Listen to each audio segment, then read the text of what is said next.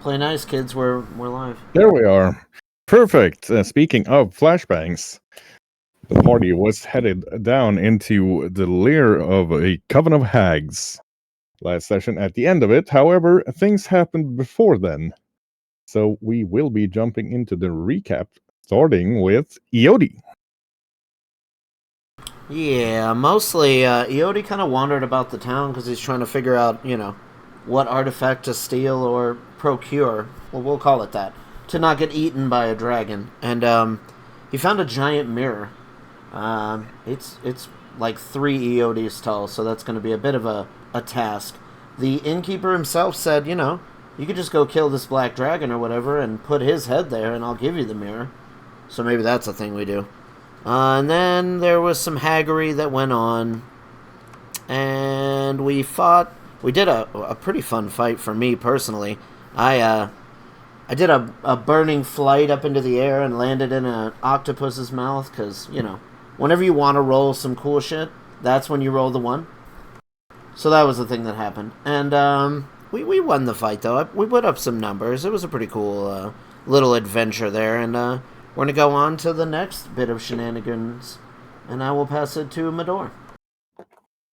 Yes, well, Iodi was doing his walk around town. I went to go visit Mother Superior, asking about the missing children and adults, that which turned out to be approximately 20, and about for every 9 girls that were missing, there was 1 boy, mostly half midnight elf.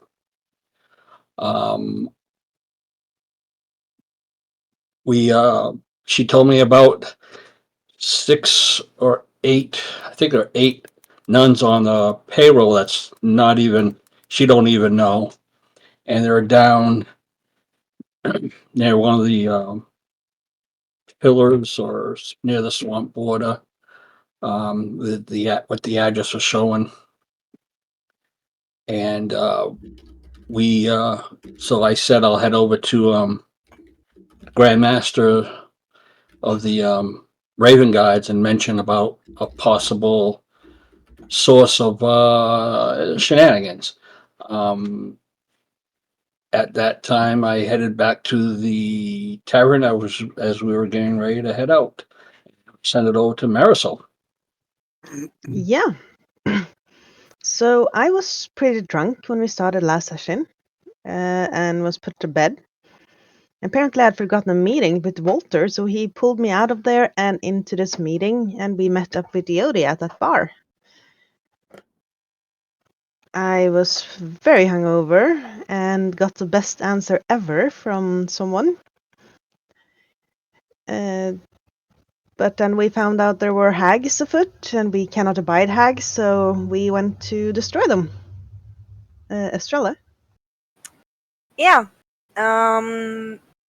Estrella joined the fight by picking a door, and we fought a giant octopus that managed to grab Estrella at a point. Well, what is with every enemy trying to grab Estrella? Well, probably because she would just slip away otherwise.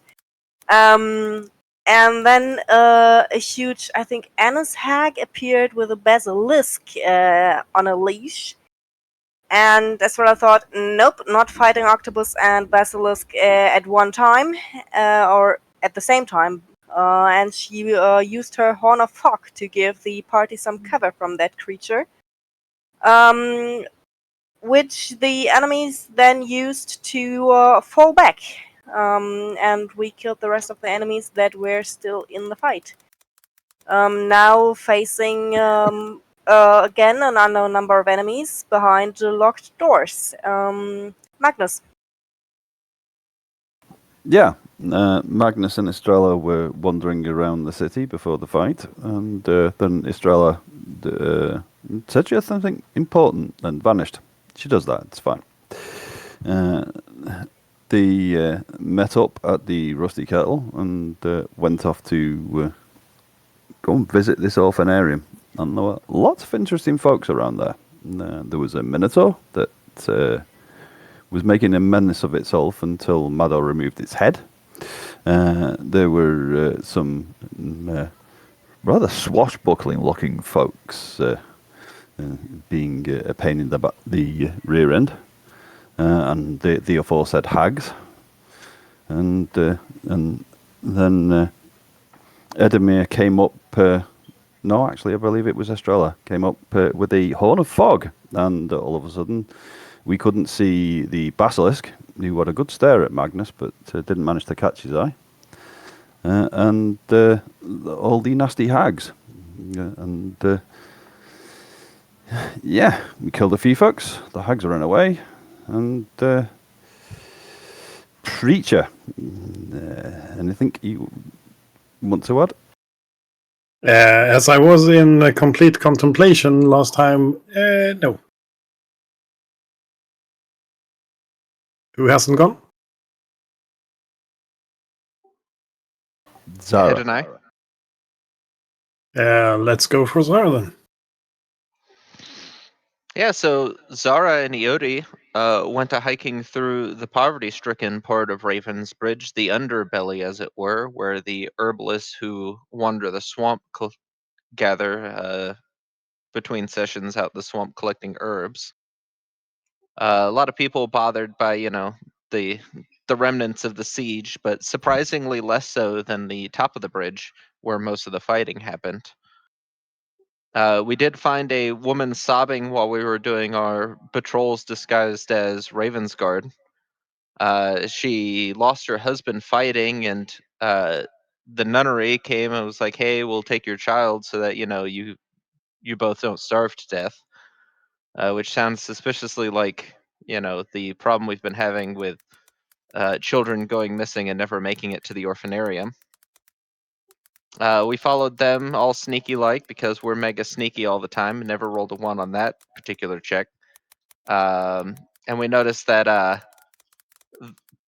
they purchased wine from a wine seller who was like radiating like illusion magic to the magical eyes of Ed and Zara.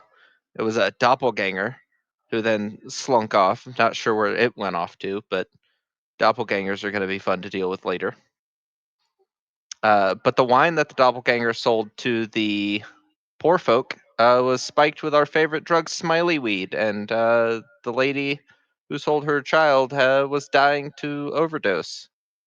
Luckily, Ed actually knows how to save people, saved the lady, and then we got our lead on where this supposed orphanarium was. Going and investigating that and finding out that it's surrounded by minotaurs and at least a fistful of hags or whatever, we decided to go pick up our friends, and that's what happened right prior to us going to war. Got anything to add to that, Ed? Nope. Seems pretty good. Shoggoth? Yeah, on that note, picking up friends and so on. Preacher comes kind of storming down. Or not just storming down, he actually comes just flying down, jumping from a roof and lands. Smashing the door open in like a sexy monk pose. Of course, the full moon is behind him, as usual. Son of a bitch. Yeah. He just kind of whammos in. The door flies into splinters. He might not have an idea about what you guys are doing, but he sure is ready to help out with it. And that's where we're gonna start off today. Kicking ass for the group. Kicking ass in the name of the Lord, and so on and so forth, yes. Meanwhile, Shoggoth is desperately trying to fix sightlines here, but I'm just gonna let you guys do your thing. RP-wise, while we do that. You're Is there any a math little yet, bit Shoggoth? late there, Preacher. I had some things to think about. I was trying to commune with the soul stones. And did you find anything? Tell you about it later. They went that way. We need to move. Well, Estrella, hold on a moment. I saw you took a couple of whacks. I just want to try and patch you up a bit. Thank you. Yeah, that octopus tried to crush me. Aye. Calamari's very nice, but you don't need to be that eager to get some. I like it on my plate, but yeah, not in a fight. Just Unless hold. it's on our side, of course. Aye, no, that'd be nice. Hit with the fight and then seafood afterwards. Yeah. Just hold still a minute.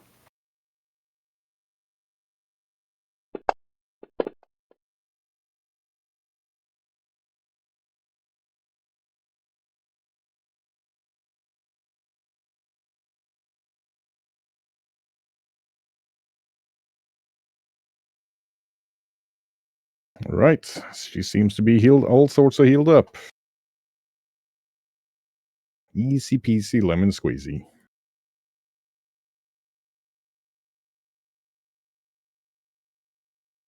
Big question, of course, is what y'all are planning on doing, which I'm still kind of curious about. Well, I mean, Preacher already kicked open the door, huh? The door has been kicked open, yes. Now I'm struggling to do the thing. Interesting. I say Yodi throws some fireballs in and levels the whole building. And what if there are kids in there?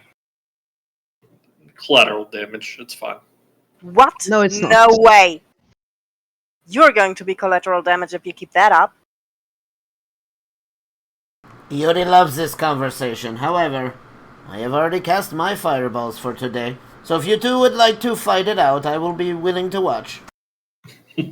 And just for your information, I cannot use the horn for another hour, so no cover from that this time if the basilisk shows up. We will all be weeping at the lack of fog. Hey, it was pretty handy right there. Or did you want to fight a minotaur, octopus, and basilisk at the same time? As I ended up in the octopus's mouth, perhaps, Yodi is still a little spicy about not being able to see what he is supposed to destroy. Yeah, you don't need to say it. You just spam your spells and you're gonna hit it already. This is what you say. We cannot all be stealth and hiding in the corner for the whole fight. I wasn't hiding. If you didn't say, I was in the middle of it all. Had to dodge your spell as well, by the way. It would have been a little easier if Yodi could see the field. Well, you could very well see us when you cast that. I see no injuries, only hurt feelings. Come on, people. Can you two dump it and have your little tiff afterwards? Estrella, we could use some scouting. Sure will do. You know, with the door already kicked open, I think they know we're here. Oh, they Aye. know we're here. They fought us out here. They're Aye. just waiting for us to get through. Yeah, that's why I don't want to stick my head in there.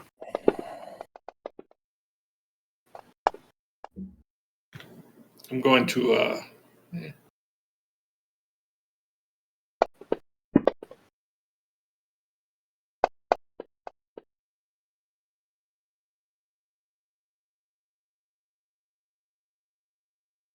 Right, so Zara and Estrella are sneaking forward.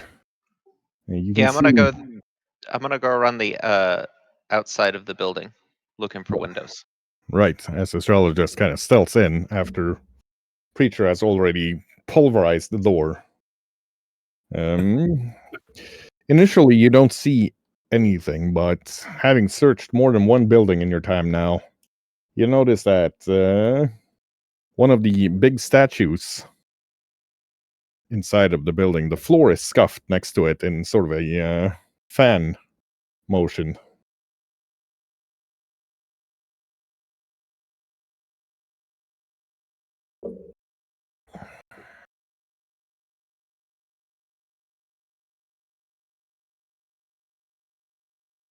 Looks like there might be some sort of a hidden mechanism.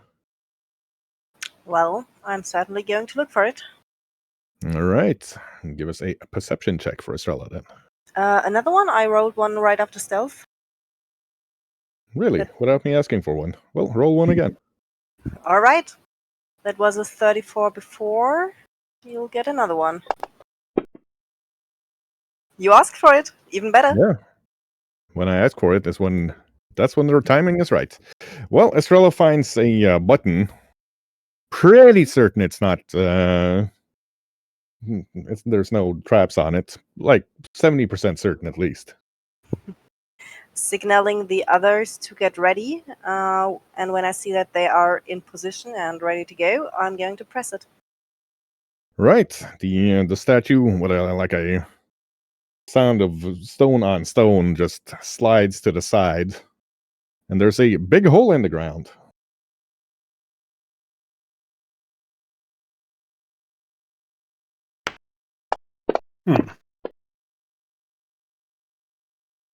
First, trying to listen if I can hear anything. Well, first thing that happens is as you're listening, Iodi comes in. There's a lot of clutter around here, so he kind of trips and picks up 2 bowls full of dice and shake him about a bit as he's trying to get his balance. But after that, it's completely quiet. Well done. If they didn't hear us before, they heard us now. You wanted me to throw fireballs through the front door? Let us just walk in. Hello, friends! Hello. Come on, people. Let's move. I think that'll do it for the quiet bit.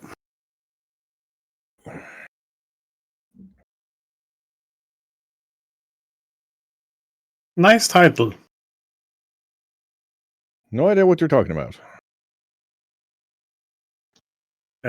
Preacher is already keeping up his stoked flame. So he's walking around glowing. All right. Looking like some really hot terracotta. Since she has been grabbed before and I am carrying it around the whole time with me in this adventure, Estrella is going to apply the salve of slipperiness on her armor. Right. So Estrella greases herself up good. Ready for what's to come. Very nice. Okay. So you find yourself, hopefully you can see something. Nope. Be able to. Well, Try zooming out and in. I see 3 little squares. Well then. Line of sight, as always, beautiful in this this area. Let's see if we just move you up a bit. If you have a better time of it. If I try moving Magnus, what happens? Okay, Magnus can see Mado and a big long strip of what looks like a crater. Okay, so obviously this part of the map is super bugged. But there is a hallway about... Oh wow, Fancy Grounds. Thank you for being so reliable today. Oh boy. Hope this clears up real quick, like. Actually, screw that. You just jump down into a hole full of ogres. We'll do it that way, because I gotta delete all your tokens and put them into another room. Straight to the action today. There's tons of ogres. You'll see them soon. Surprise. Because for some reason the entrance here, even though I actually checked this map by moving one of your tunes around earlier today, after restarting Fancy Grounds, it's not working. I vote we go old school paintbrush. I'm not far away from you guys just rolling dice at home and us going paint. I will admit.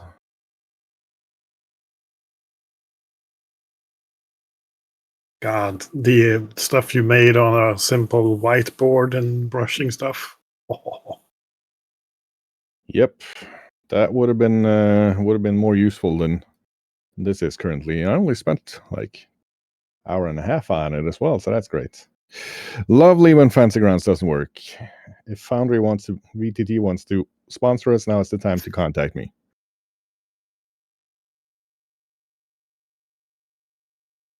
Try I resharing see the my map in a moment. token. Okay. Is it a different map? No, but I might have to reshare it with. Me at least. I can see tokens, but no map. I see my token surrounded by blackness. I see pretty all the much. tokens and all the ogres and nothing else. Oh, wonderful. Likewise. Oh, or at least 4 ogres, but I Let's see, think I see, Nathal have ogres. I see 5 ogres, and I think it looks like a hag. The same thing I see. On a black surface. Exactly. Wonderful. Wonderful. Well, what in the world is going wrong now? Let me try to place a light source out and see if that helps. I love it when Fancy Grounds goes kablooey on us once we are actually in a session. I have a light equipped. And I have a lantern equipped. I mean, I've got so much lag right now, even trying to do something that I'm Also starting dark to vision, so, starting to really fare for this session, to be honest. If we'll even manage to get one going without Fancy Grounds actually working. Place a light source here. Happy little light source. Not really seeing. Wait a minute.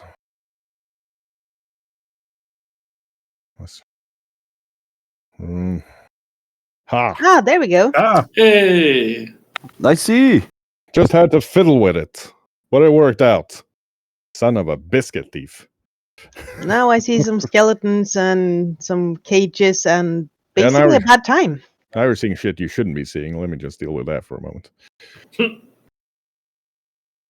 If Fancy Grounds would please allow me to. No skeleton tokens, just skeletons lying on the ground. Should be clear. There we are. Ha! Yeah. Okay then. And, well, you have landed in a room full of ogres. And it is Edemir's turn. One of the green hags is standing back there and like, you dare enter our lair? Well, we'll see what you feel like once I'm wearing your hip bones as earrings. And she points at Magnus. And you, she points at Sarah, you'll go back to the breeding pits where you belong. And it's Ed's turn. I'm gonna cast Lightning Storm. Ed, luckily, was on the debate team in high school, so he knows how to rebut something like that.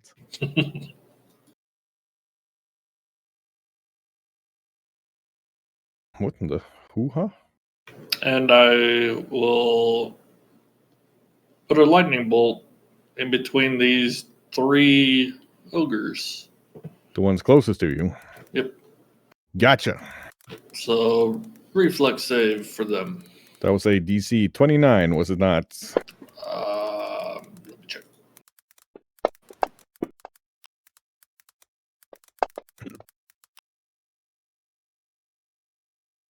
You're correct. So that is 1 crit fail and 2 fails.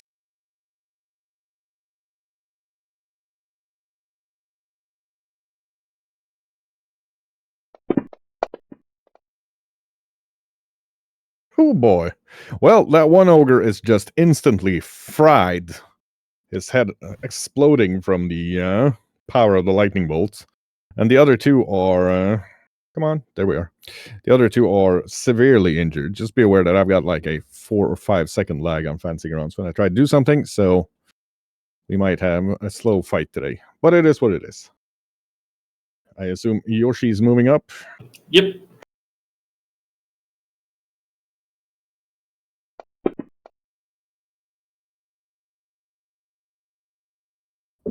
Let me see. These are bog standard ogres. That is actually a hit.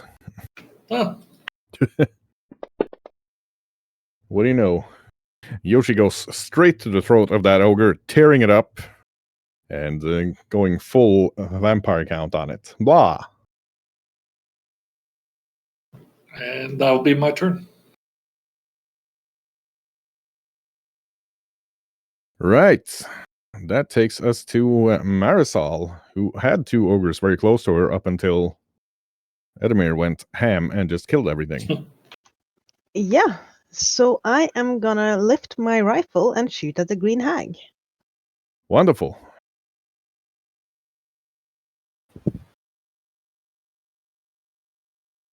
Let's see. I will take aim.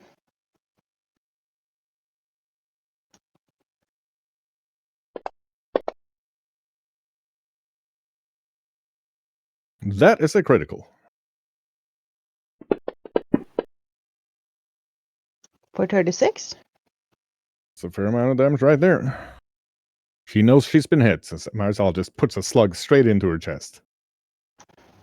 And I will try to shoot her again. That's another critical. And she For goes, 35. "Ah, I'll get you for this yet!" And then disappears in a poof of foul-smelling green smoke. Why do they always have to run away? Because they're hags. That's my turn. Marisol has... that takes us to Magnus. Okay. Magnus will aim at the ogre right in front of him. I like my hips where they are, thank you very much. And strikes out with the grieving blade. That is a critical. And that ogre, the one who was... Magnus just takes that ogre in 2, cuts it in 2 at the hips. Yeah.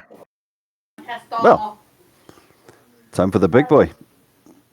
Magnus will move up to the big one in the middle. Right. And Magnus raise his is shield. going to eat an attack of opportunity while moving. He's going to try to hit Magnus with his ogre hook. 29. What is Magnus's armor class? No, Magnus actually deflects that blow with the grieving blade, and it's not hit. Speaking of hitting things, it's Preacher's turn. Well, what do you know? Hello, my dude.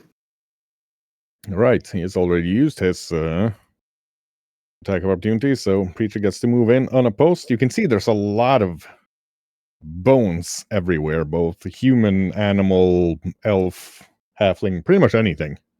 And a couple of open cages where you can see some shrunken remains of food that's been forgotten about, or that even the ogres thought was so spoiled they didn't want to eat it. Any of the classic impaled bodies on stakes and spikes? No, none of that. But you do Civilized. see, like, there's some glittering stuff in there. There might still be some treasure left. Anyway, Preacher's turn. Yep. Let's see now. Kicking ass. Gotta remember how to do this. There we go. Flurry of blows. And the second one is a combat grab.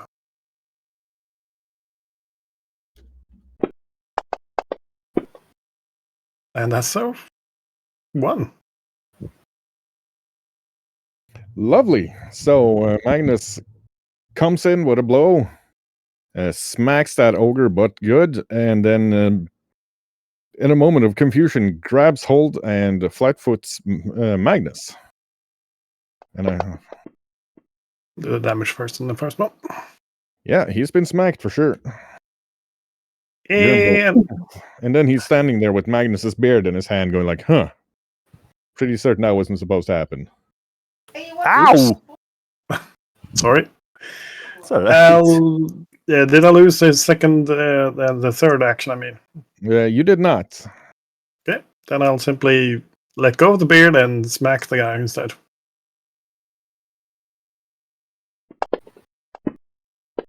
Another one. 2. The beard is actually tangled, and when you pull your fist back to smack the guy, you deal D8 damage to Magnus as you tear clumps of beard out of his face. What's with this beard? Ah, bloody hell! That's attached to me! Not anymore. Anyway, over to Zara.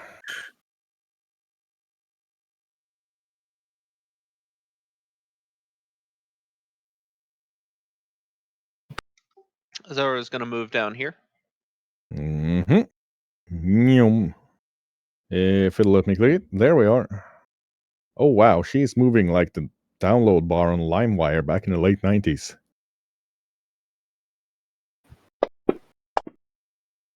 Oh! First swing. Yeah, that is most definitorily a critical. Zara That'll be comes up, 44 damage, and he is prone.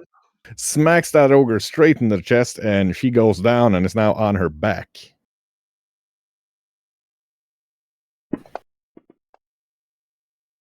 And second one's a hit. Zara just casually smashes her head in with the hammer. The big ogre, big nasty looking one. Yeah, there we are. If Fancy Grounds will let me actually delete shit. Ignore that move. Yes. I have to, because it's going to take 14 minutes for it to move back again. Looks at Preacher and like, oh, you fight like a goblin. And then it's going to be smacking Magnus with the Ogre Hook, because Ogre Sea Knight, Ogre Smack Knight, that is a critical.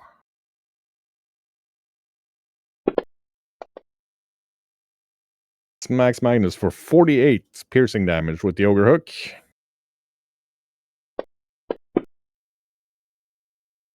And smacks Magnus again for another 14 piercing damage with the Ogre Hook. And he's giving you another go. That's a miss. Taking us to Ioti. Ah, yes. Ioti will move over here. And then I will cast a cone of, or not a cone of cold, a ray of frost at this hook ogre over here. Certain you don't want to do a cone of cold? Sounds like a good idea. I mean, they already complained about me hitting people, so it wouldn't, you know. I did. Well, that's a crit on the cone of cold for sure. Ray of Frost. On the ray of frost, yeah. Sorry. Yeah, that actually, its ear and part of its left jaw falls off from instant frostbite as the Ioti just whammos the ogre straight in the face with that ray of frost. It's not my door.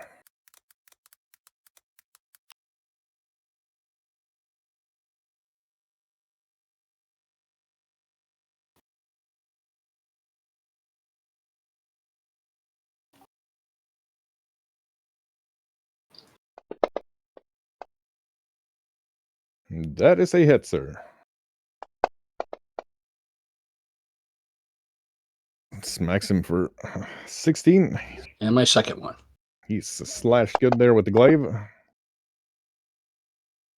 And second one's a hit as well. Yeah, that ogre is he is now reeling, having taken a lot of damage in a very short time. That's my move. Finally. Estrella is sneaking up. I can do that even in fight. And if I have a success, it's a critical success. Well, that's definitely a critical success on a natural 20. I can attack at the end of that sneak since I have succeeded. And that's a critical. Love it. So that means he is enfeebled, and he is, since it's a success, he is 7 persistent bleed damage. That's really not going to be an issue as Estrella comes up, cuts both jugulars in one quick slash, and the ogre's dead as a doornail before he even knows what happened to him. Thanks, I'll keep my man as he is. She simply says, looking at him. Well, he's now got a big bald patch on the right side of his jaw where Preacher's torn out his beard. I needed a trim anyway. Oh, I like your bed. Yeah, it'll that be good. firmware update came with some bugs. He updated the Millennium. Yep.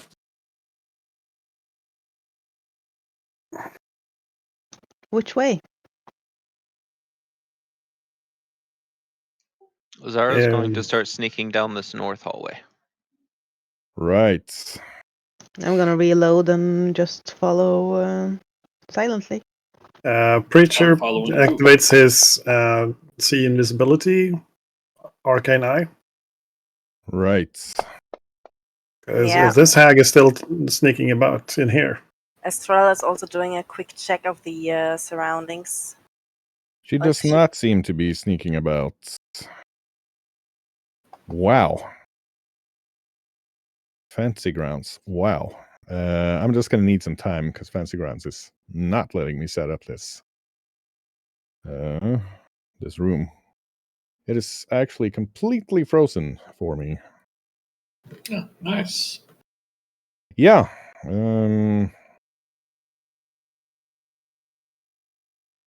As I said earlier, Foundry is looking better and better.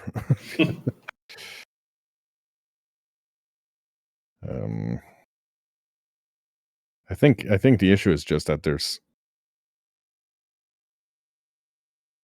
several.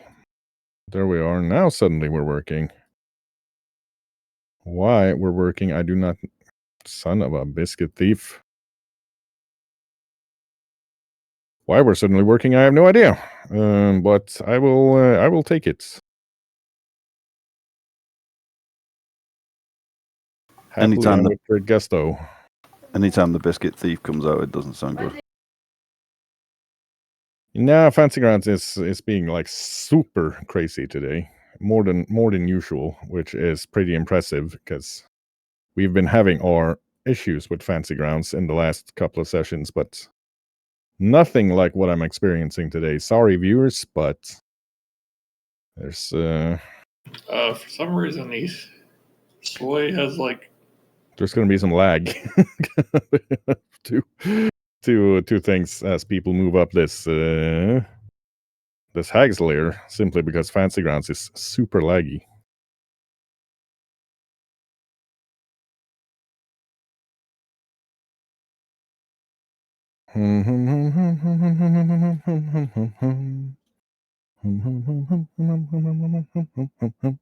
Lovely.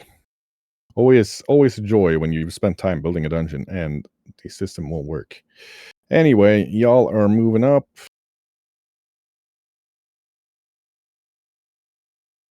I'm trying to accept your movement requests. We'll see when that happens, if it happens.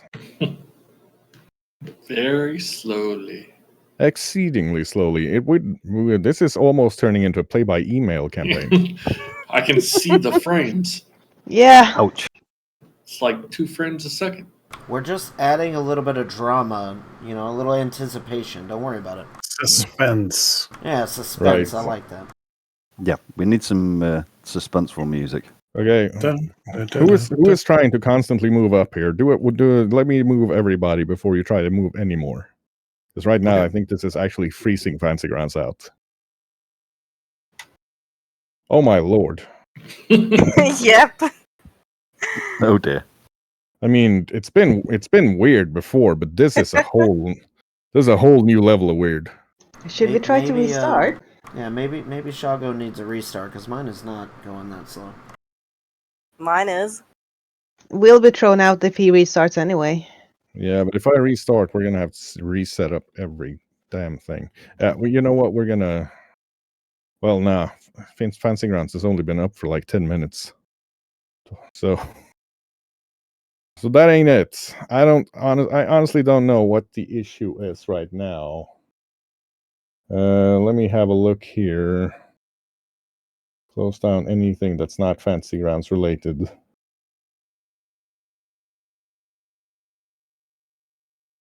Do we have anything else weird going on? No. Well, I'm gonna have to restart Fancy Grounds because this obviously ain't working.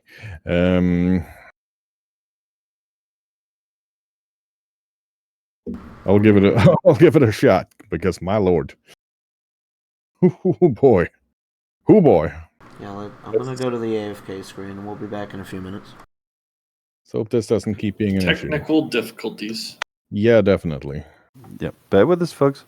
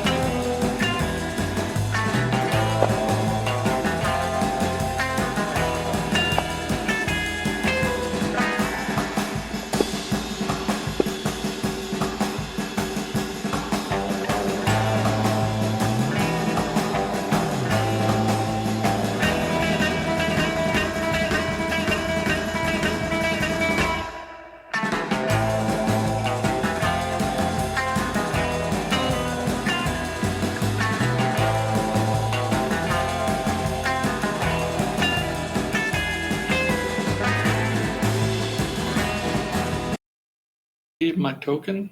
I think I might be under Marisol. Yep, you are. Yep, Yeah, there I am. that's fine. And I no longer have like light. I see the map. I can Huh. see the map as well. But Iodi can't, I'm noticing. Yeah, I see basically what Iodi sees right now. It's just loading real fast and real slow, because I see it's coming in for Iodi down there. No, that's where it stopped for me. I'm Oh, getting great. like a section at a time, it feels like. And Damn. their line of sight seems to also be weird. No, hate to say it, but I think we're actually going to have to call time of death on this session unless Fancy Grounds real fast decides to start start working. Wait, up there it goes. Yeah, it's going just real slow. Oh, and how? What if we So- just leave it now for 10 minutes, take our normal break, and see if it works when we get back? Yeah, we were you on know, for like 50 minutes before we it might have to call it. Yeah, Okay. I don't think this is gonna get better, honestly. I also very much want to play because I spent half the day setting this up for you guys, but for me, it's now more or less frozen. Wonder if I can roll an attack. I can. I can see that. Yeah, that was very smooth for me here. The shadow Same dice. here. Yep. Now my roll works perfectly fine. Yeah, looking good on this Oh part. boy. And now I can And- move as well. The map finally loaded in for Iodi. Yeah, line of sight's being a bit weird, but that's hardly news with Fancy Grounds. But yeah, okay. I think we'll try to actually take 10 to let the map roll and load in for everybody because I have no idea what the issue is, but that it seems to be loading map related. Son of a biscuit. It's a Am I- beautiful map, though, Shoggy. We really appreciate it. But we have Oh. at least 2 flickering lights on top of the map. That could maybe be one. You haven't really. Oh, I've used light sources way more than I have today on maps. So that shouldn't be the issue. I have no idea what the actual issue is.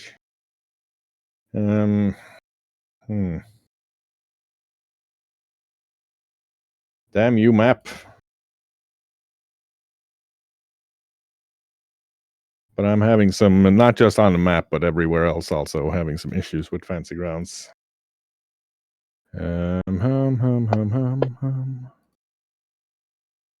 Let's see. What happens if I press these buttons so that you guys may try to move? Is it gonna help out? Okay, I'm seeing Yoshi slowly moving. Marisol's movement looked fine to me. Is this a door beside me? Yep, I'm going to listen at it. that's the one you came in. That is? Okay, I thought Roughly. we came up from up here. Okay, never mind.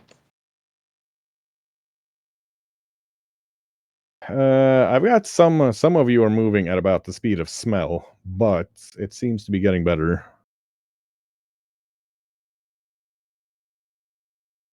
Yep, that was fairly good. It just took a while. I'm gonna share so you guys can have a look at the Discord at exactly what this looks like right now. Yeah, I could see it on Iodi's. Okay, so people are moving at like I see Marisol's done moving on Iodi's screen. She's about halfway on mine. Oh, Ouch.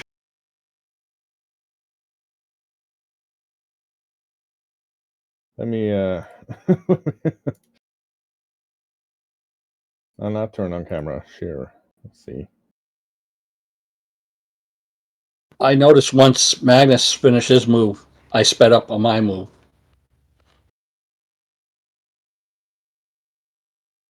Yeah, and the thing is, I've got like 6 people trying to move at the same time here, which has never been an issue before. But oh, there we are. Eodi suddenly moving at light speed. Zoom. Huh.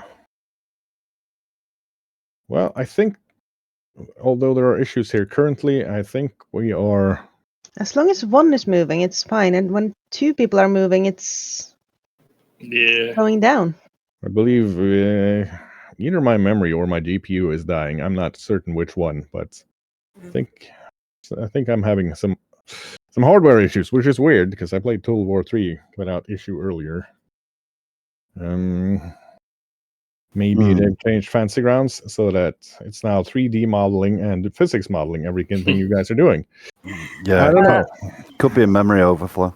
Anyway, we're gonna just give it a go, see if we can get through this next encounter, and if we can't, I'll call time of death on the session. Preacher's now standing the same spot as Marisol. Yes, I'm aware. That was very Russell helpful. standing on Thank his you. shoulders. Yep.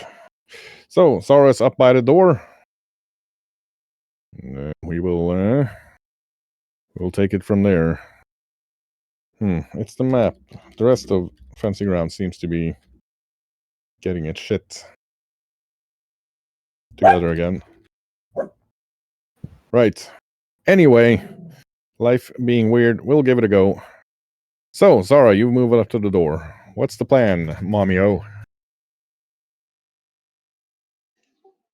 Can I peek through the keyhole?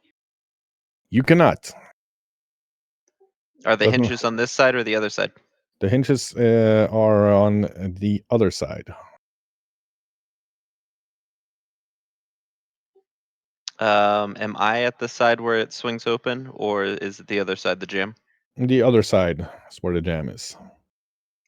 I'm gonna move and I'm going to creak the door open ever just like a half an inch. Half an inch. Yeah, very sneaky like. Right. Give us a stealth roll for being that sneaky.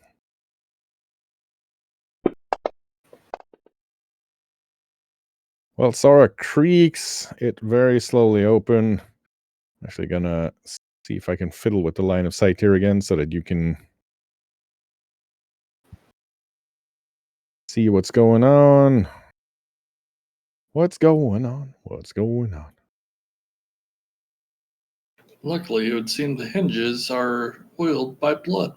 The hinges are very greasy. Zara can see into a large room. There's body parts everywhere. Human, elf, whatever. Huge cage up in one corner there. And what you can see is 2 minotaurs working a fire while a very large hag is cooking, and sleeping on the floor are 2 owlbears. In addition, she sees 2 umbrellas with huge teeth jumping about on one leg. Huh.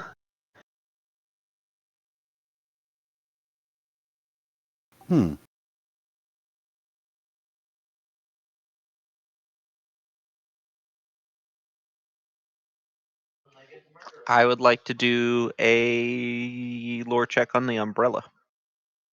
Right.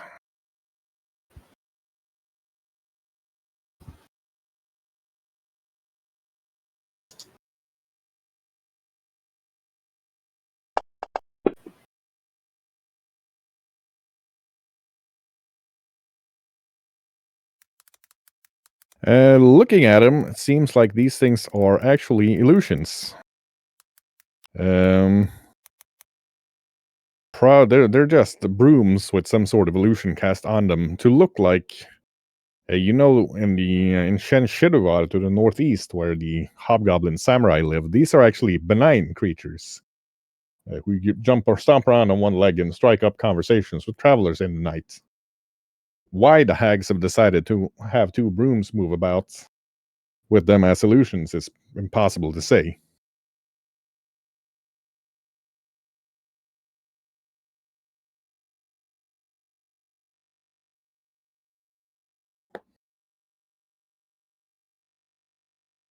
How well lit is the room? Not particularly well lit.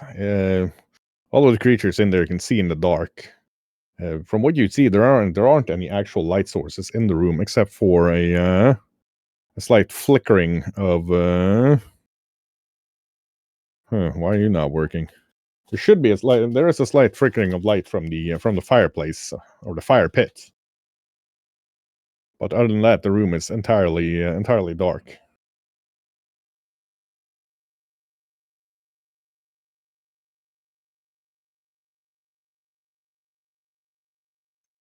Zara's going to slip out and around the corner, and just to remember, her stealth checks also obfuscate additional senses. Right. Give us a stealth there. She does successfully sneak up. We'll see how long it takes Fancy Grounds to accept the fact that I've allowed you to move, but... Is it faster if... Nah. Hard game is hard.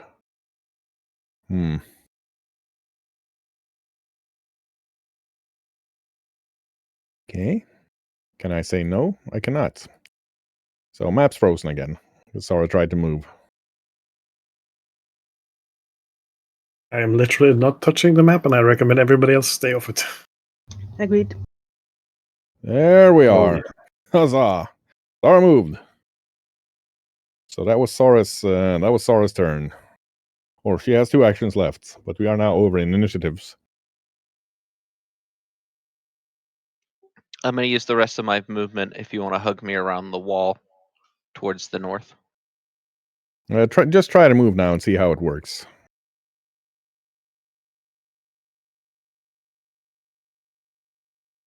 Somewhat acceptably. Although it does want you to go trample over the sleeping owlbear, but I assume that's not your actual plan. No, the plan is to go into the corner and then to go north. Very well. You see a door. Seems to be locked. And that takes us over into initiatives, and it is Marisol's turn. Yeah, so the door is now just creaked open, right? Yep. And do I hear anything that can indicate that Sarah's been spotted in there? Well, you're not hearing Sarah go, help, help, I'm being murdered.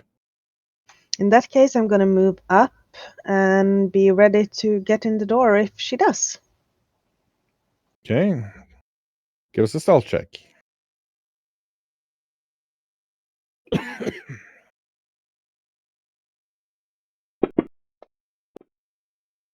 36?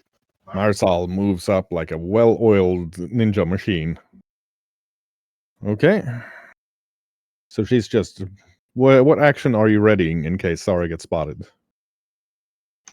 Open the door and shoot at Very whatever well. I see. Over to another very stealthy character. It's Magnus's turn. Yeah, Magnus is going to ready to move up to the door, but he's just going to stay put for now. Gotcha. Preacher. That's a very good question. I'm gonna ready up as well, and my trigger action is going to be when, basically when the bucket starts inside. So discovery or other fighting ensues. Very well. So Preacher's just kind of ready to go. Yep, standing, bouncing from ball to ball, going like, yep. Okay, Edamir. Yep.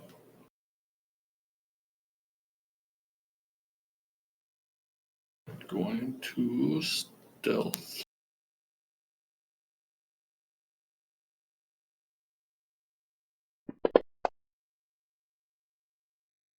All right.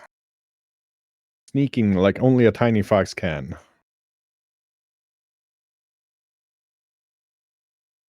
Sneaking.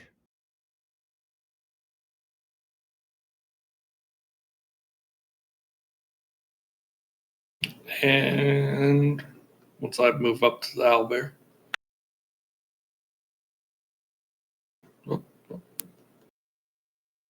You want to move up there? Was that what you said? Yeah, right next to it. Gotcha. So it's just sneaking up to the sleeping owlbear.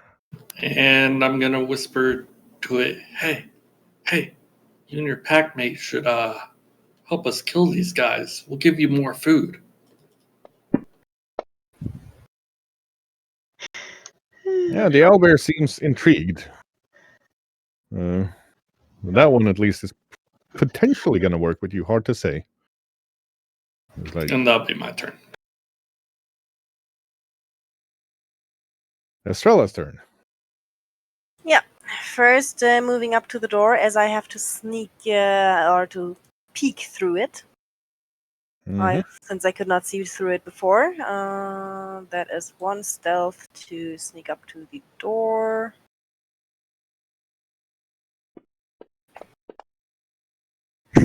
Oh dear. Yep. And as Estrella is sneaking, where is she headed? Is the question. I wanted to sneak to the other sleeping owlbear to prepare a coup de grace. Well, she sneaks up to the sleeping owlbear, and as she's pulling her knife out to prepare the coup de grace, she slips on a piece of bone and kicks the owlbear in the face. It wakes up and it is now angry. Oops.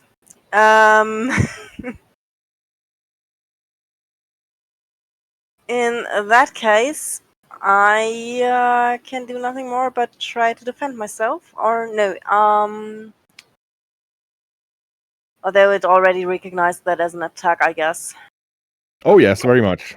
Yeah, and I do not know what Edamir whispered, so enemy waking up means I'm going to attack once. That, I believe, is a hit.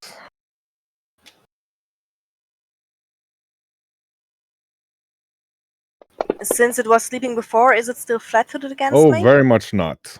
Thought It was brutally awakened by somebody kicking it in the face.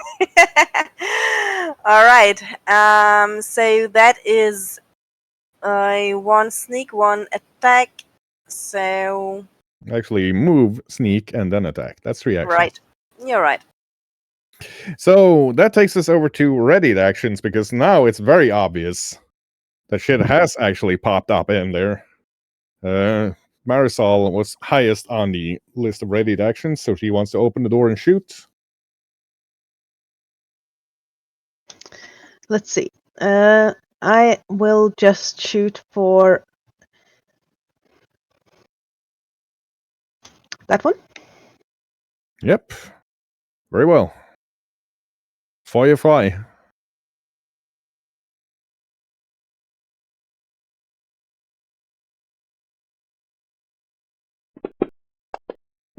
Ha! Oh my. Fortunately, this is not my Iris of the Sky, so I do not take fire, but I need to fix it.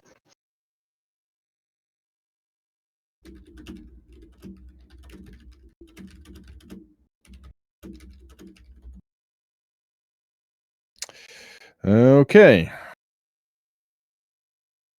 So that was a massive miss. Nothing really bad comes of it, except a lot of embers from the fire pit kind of spill up, destroy a lamp, and the Minotaur's axe is now on fire. Next was Magnus, who wanted to move up to the door. And then it is Preacher, who was ready to run into the room, I believe. Yes, indeed. So, what we're going to do now is a little bit of a combo move. First of all, I want to move past the people ahead of me. Yeah, remember that you get to ready 1 action, not a segment, not more than 1. Ah, okay. In that case, I'm just going to run up into the room. Let's see how far can I get. Okay. In that case, we're going to end up there. 55 is what I can do. Very well. Easily jumping over Marisol and Magnus. and ends up next to the owlbear. It is now Eodi's turn. Ah, yes. The door is now open. I will move to here. Very well. And then I will... I mean, honestly, I can't actually get anywhere to do anything. So I'm going to move and just stand behind Magnus, because that's the best I can do. And I will pass my last action. That takes us to one of the Minotaurs, who is very pissed off that somebody came in and kicked his pet. So he's going to move down. Let's see, what is that? Fancy grounds would be great. If you would tell me how far that is, like you usually do. 45. Thank you. Okay, so at least you guys can see it. That's fantastic. I cannot actually see ranges. You could have told me that was 10, and I wouldn't have believed you, but I wouldn't have known what it was still. Yeah, and then it's going to swing its... It's actually going to try to gore Estrella with its horns, because she kicked its pet. If it has reach, I will redirect. If it does not have reach, I will nimble dodge. You're going to be nimble dodging this one, because the head does not have reach. She barely manages to, like, ole, out of the way, and does not get gored by the horns. The other one is going to move down and swing its great axe at Preacher, which I believe Preacher dodges easily, and it's going to swing again. -5. That's a miss. Preacher dodges both swipes of the axe, actually. Masterfully. And now back into having had her surprise action, it is Sora.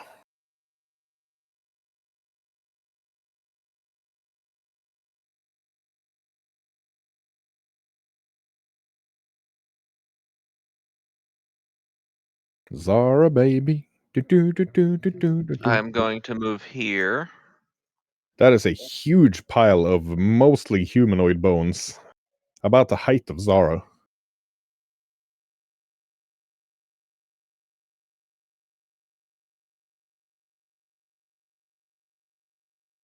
Although she can see pieces of kit in there. I will then make an illusion of myself right here. Nope. So that I don't have to walk through any potential reach. Very well. And then... Oh, my door has not gone at all. No, because we're not done with the first turn yet. Sara came in, Sara first had her surprise turn alone, and then everybody went into regular initiative. And this is where Sara ended in initiative. That makes sense.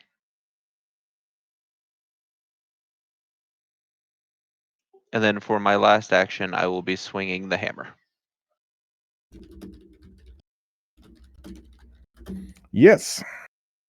Hammered sight on I am on going Anna's to do hag. my esoteric lore. Okay, esoteric lore on there. Squinting at the Anna's hag. Oh yes, the classical black Annas, probably, except for the green hags, the most well-known of the hags. Brutal torturers and murderers who just love torturing people to death and then eating all of their flesh.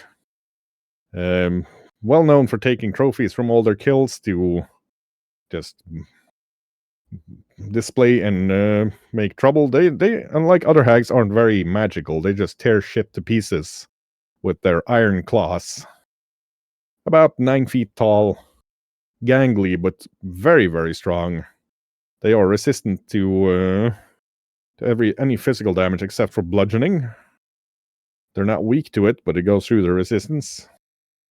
And they do also have the ability to summon a cage out of cold iron fingernails to grab people, in addition to the usual hag shenanigans of changing their shape and, in general, being right unpleasant buggers.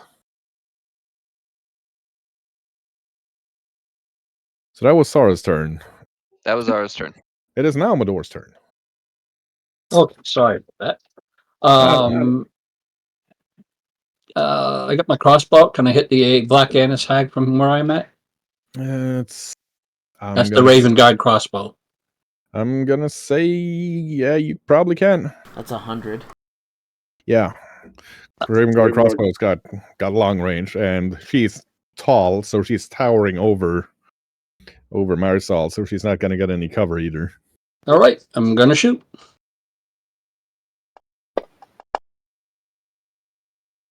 Ding, ding, ding, ding, ding, ding, ding. That's a hit. Bolt thuds into her, not far.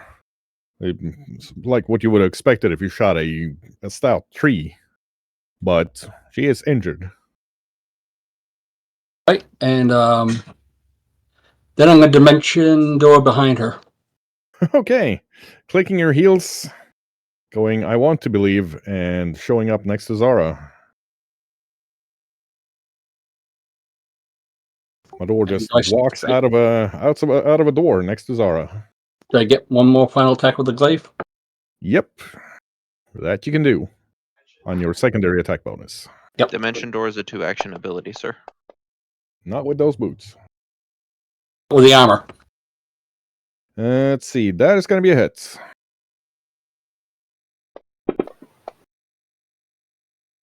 And smacks her for a bit more damage. Again, she seems like she's not taking the amount of punishment you'd accept. That's my move. Right. It is now her turn. And she goes, back. You're going back to the breeding pit, Zara. And then she's going to try to summon the bonds of iron cage around Zara. So, okay. Let's see. This is going to be interesting. I got to check things, but it seems I can do that easily enough. And what is her thingamajigger?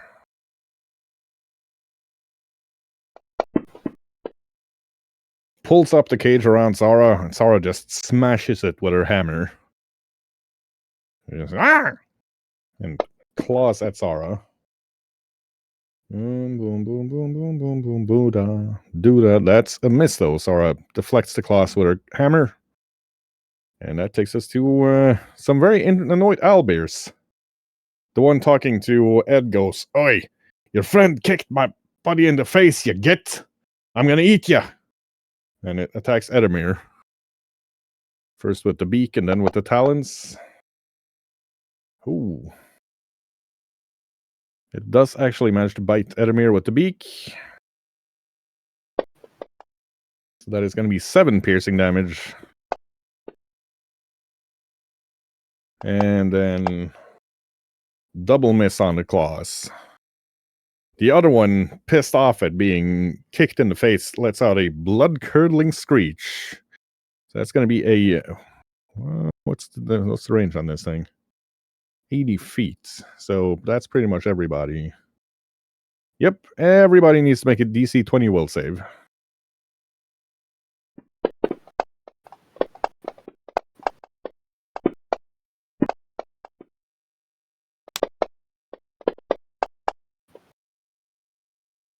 Ain't nobody scared of no owlbear, so it doesn't do any damage, and then it's going to try to go with the talon at Estrella.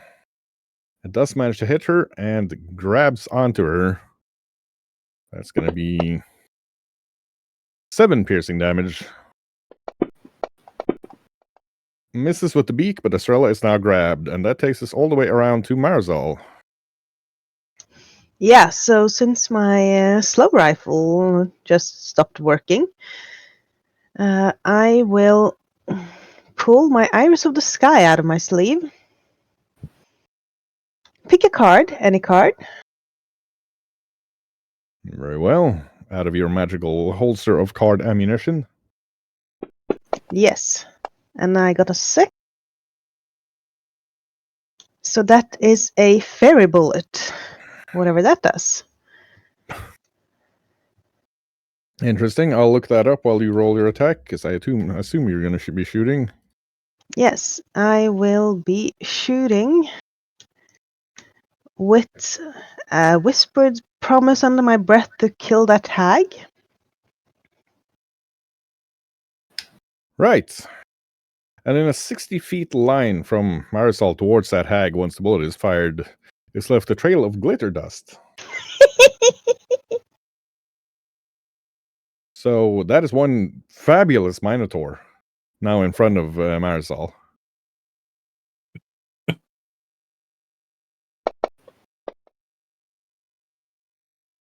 And that is on the hag. That's a hit. I do not believe that's a critical. That one, though? That one could actually be one. Let's have ourselves a look-see. That's a crit. And this is now bludgeoning since it's concussive. Yeah, that shot takes her straight in the shoulder, blowing a good solid chunk out of her shoulder muscle there.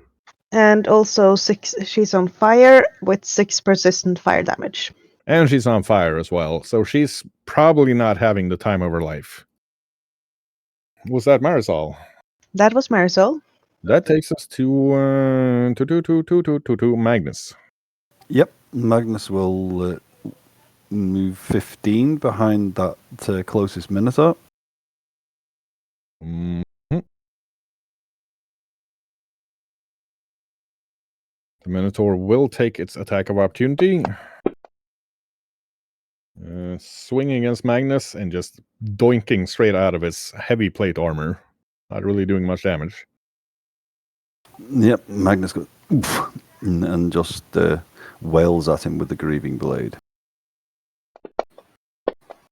Very well, that is a critical. Oh boy, yeah, that Mino is very, very injured after Magnus just kind of runs it through from behind, almost hitting Preacher as the blade exits through the stomach of the Mino, but it's not dead yet. Okay. Magnus looks at his shields, goes, bloody thing, since it doesn't seem to be working, and goes, get away from my girlfriend, and tries again. Very well. That's another critical. Yeah, runs it through again, this time hitting the heart, going a bit higher, and the Mino goes down, stone dead. And that is my turn. That takes us to Preacher. Well, I'm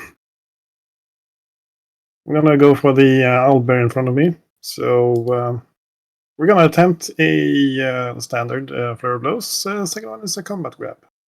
Gotcha.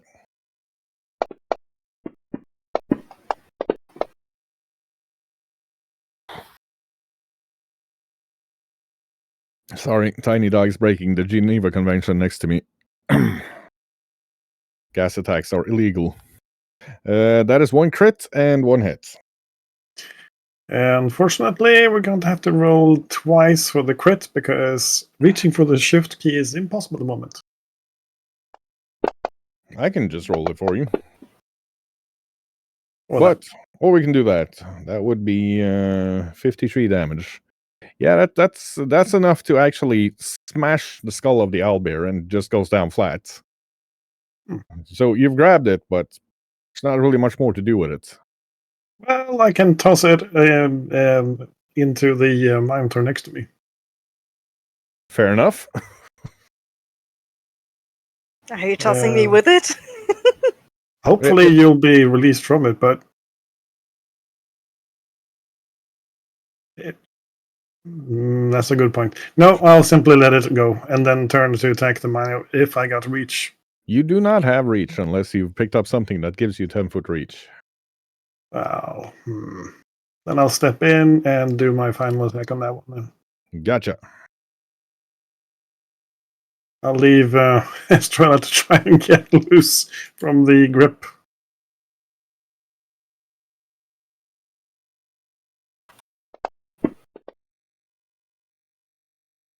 That is a hit. Yeah, Magnus goes in, goes Horyuken without the S, so we don't get any DMCAs, and just smacks that Mino real hard. And it's now Edemir's turn.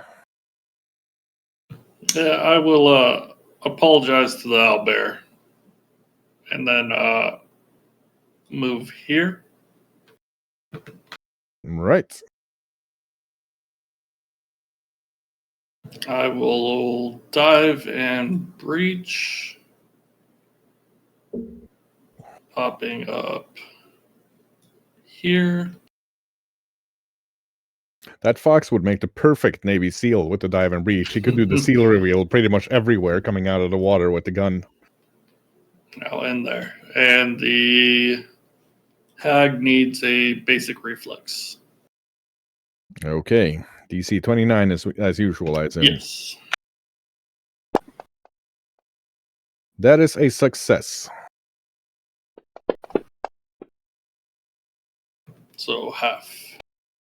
She still gets smacked pretty badly, and she's not in great shape after getting shot by Marisol. She's kind of reeling where she's standing. What was that enemy's turn? No. So I will move there. And that'll be it. The vampire lizard. Yep. Okay, that takes us to Estrella. Mm-hmm.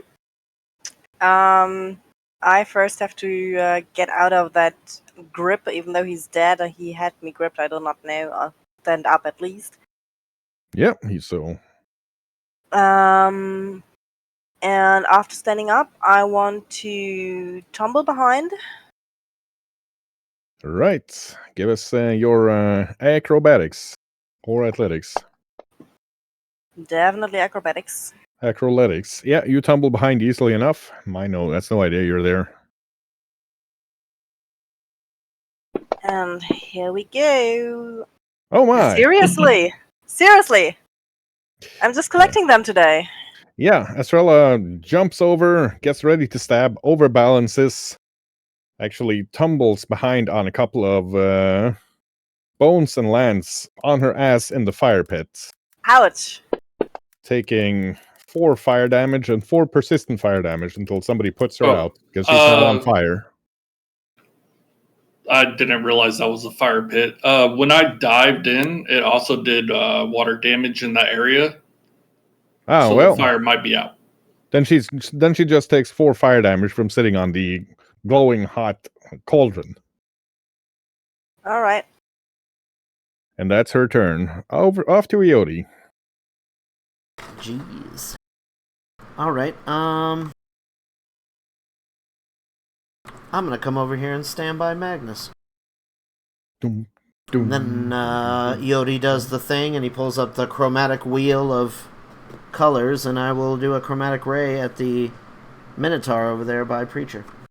Gotcha.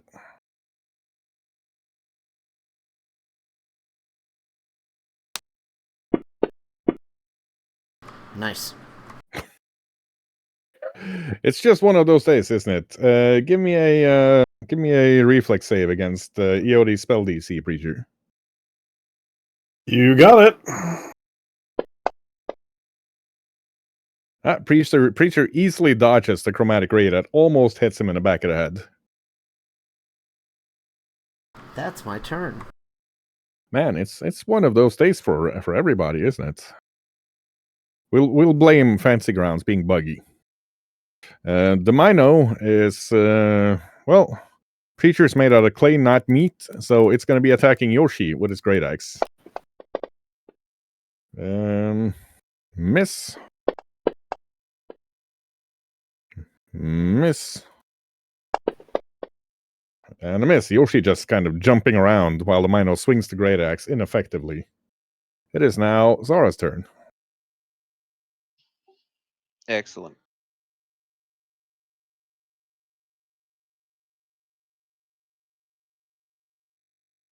Zara will make a duplicate of herself here, so that she is flanking. Boink.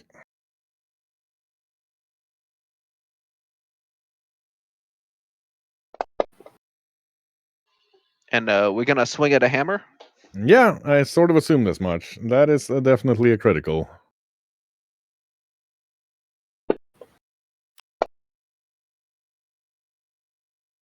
Yeah, the hag goes, "I'll get you yet, Alpendu, just like I did your sister." And at that point, Zara's hammer hits her between the eyes, and she dissipates into a cloud of rusty nails.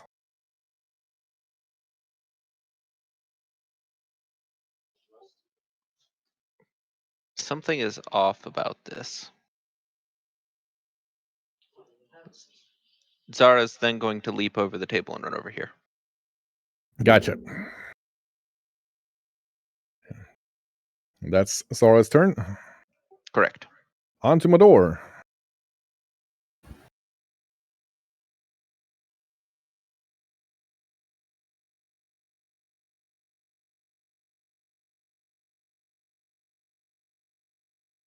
Can't hear you, buddy.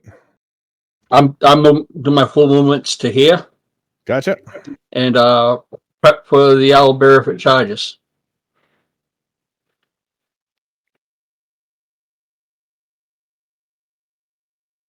Yeah. That's it. The owlbear looks up at Ed and he's like, "Alright, man, we cool. Tell your friends I'm not gonna make any trouble, okay?" And then it moves over to the corner. It's Marisol's turn.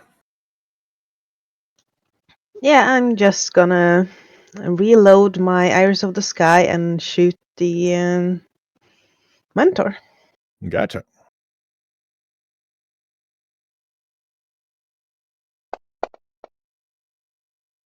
Well, it's critical no matter what.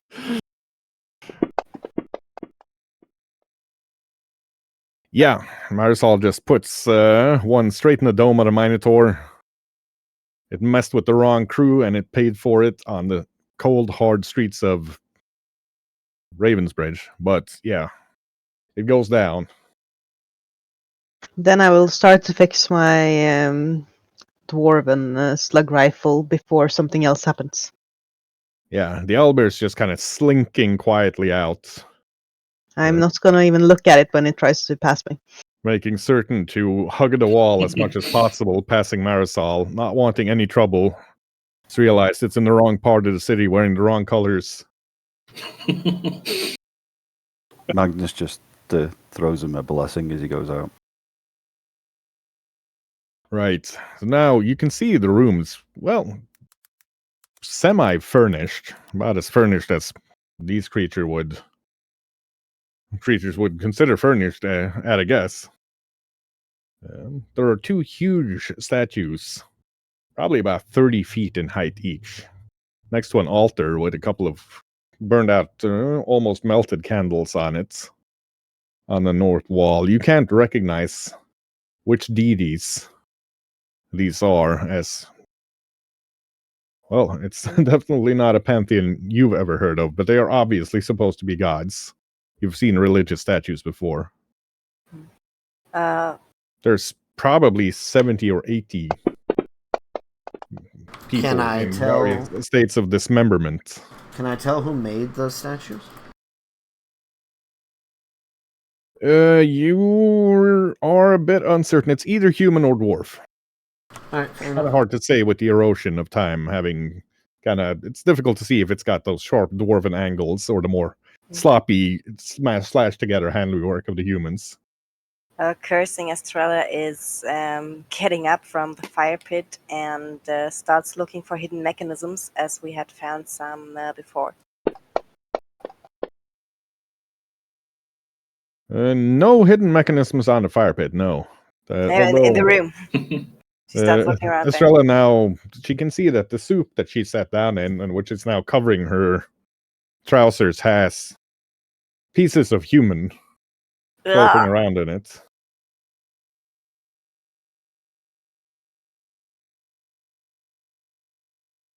Yeah, I'm gonna mark my territory on the statues. Right. Stupid statues. Preacher walks over to the altar Yep. and question for DM. Yes. Would it be possible to break this? As in, real, just powerful blow to it? Normally, I'd say no, but you are wearing adamantine gloves. So I'm going to say that's going to be a DC 30 athletics check for Preacher. Yeah, we're going to try it.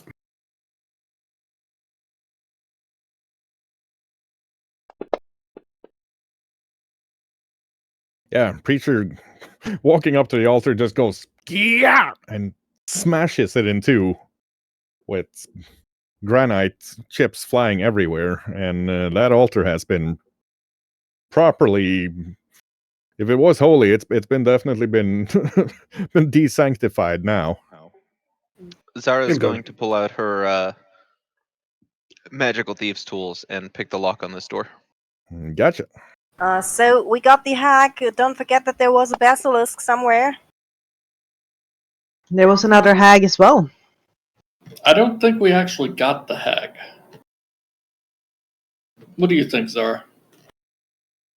As Sora is kind of picking the lock there, a voice goes, on unauthorized access attempt. Your tools will now be confiscated, and the thieves' tools disappear from her hands. Oh, No. well, that's nice. That's unusual. Zara spits on the ground and then kicks the door in. Okay. Give me that's going to be a DC 20 athletics for you. Oh, I have assurance. I can just pass the DC 20. Yeah. So Sora kicks the door in. Let me see if I can play around with the lines of sight here again, so that you guys can actually see what's going on. What's going on? What's going on? What's going So, on? like, I cannot. When Preacher broke the shrine, I want to do a detect magic before you get too far ahead. Okay. Do I sense anything when he does that? You sense a strong feeling of disapproval, but not anything magical. Not that you can see anyway. Not that kind of magic. He might have pissed somebody off, but it's not somebody that's got a spell going. Fair enough. Carry on. Let me see if I can fiddle with the lines of sight for a moment. Doot, doot, doot, doot, doot, doot. Okay, no, I cannot. We are just going to have to jump you over into the next room, because you can't really see. Well, what you see, you do have to make a little jump. But the room is filled with water, and there's an old moldering ship in it. In addition to that, let me have a look here, because Sora is, of course, probably gonna, use her eyes. Dum dum dum dum dum dum dum dum dum dum dum dum. Sorry, can see. I'm gonna find pictures of this, but there's some crew on this ship, and some other fun stuff. I'll find some pictures for you in a moment. I gotta place things out room by room here, so I don't overwhelm Fantasy Grounds. It looks like, so I'm not as prepared as I usually am to just go straight into the action. Because if I try to populate the entire dungeon at once, Fantasy Grounds has a stroke. Meanwhile, we can point out to our dear viewers that we have 9 ones this session. So far. Yeah, first 2 hours. We are doing this kind of thing we call crit or miss horribly. So either we crit or we miss horribly. That's just what we do today. It's a team. Yep. Yeah, we are doing this, of course, for the poor orphans on the streets of London, and we challenge Route D6 to do the same.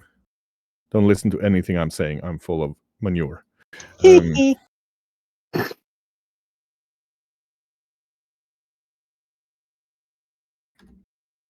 wish Route D6 only the best rolls. You see a couple of these guys walking on the decks. Oh. Only dressed in, like, pirate clothing. In addition to a couple of these guys on the decks as well. Oh, they're so cute. Cute's not exactly what I'd call them.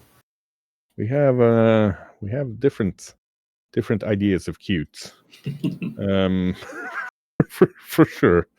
In addition, you see 2 hags up by the captain's quarters. One a real thin, aquatic, gnarly looking one, and one more, but a more electrifying kind of look.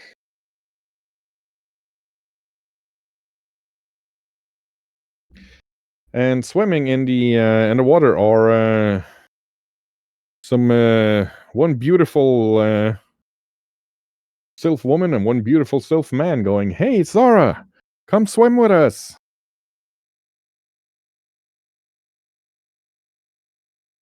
And I'm going to need a DC 23 will save from Zara.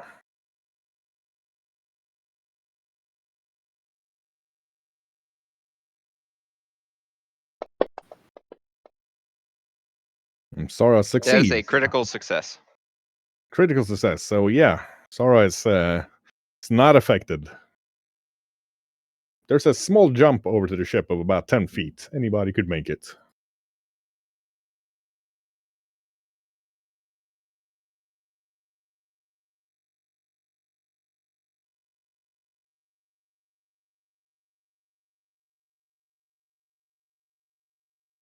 So I'm just going to assume everybody wants to move over there.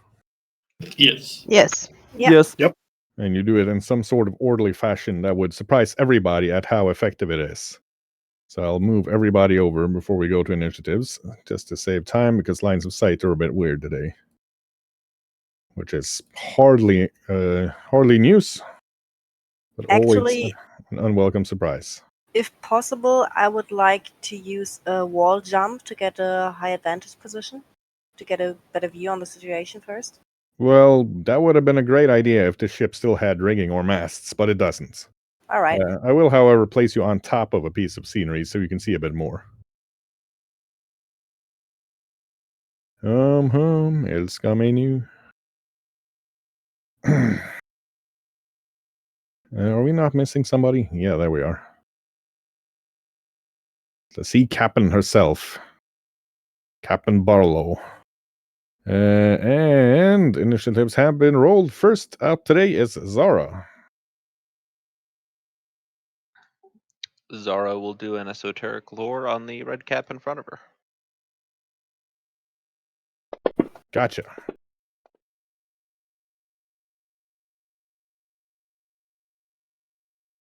And I'll tell you as soon as Fancy Grounds lets me open the sheet for this thing. I do not see Zara nor any of that, just so you're aware. You do not see Zara? If you look at my screen, I can only see the back end of the boat. Yeah, it's being a bit. Oh, yeah. On Is the it back. the red cap? Never mind. Carry on. Yeah. So, red caps, sadistic, capricious fae who thrill in bloodletting and murder. Often work with hags, actually. These might not even be charmed or dominated. They're just a bunch of little fae bastards who love sadistic torture and murder. Their caps are actually magical, dipped in blood, the blood of their victims, and let them heal real fast like. They are weak to cold iron and revolted by any divine, good, holy symbols, which could cause them to flee. Also, real good at cleaving things, and they do have big metal boots that they love to stomp people that are on the ground with. Well, Zara happens to be wearing all of the holy symbols, so she is going to brandish a holy symbol at this thing. Right. Let's see. That's a will save. It goes. Ah! And it's now frightened too. Excellent. Now it's going to get bonked on the head.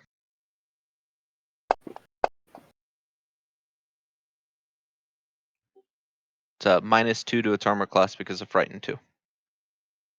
That is a critical hit.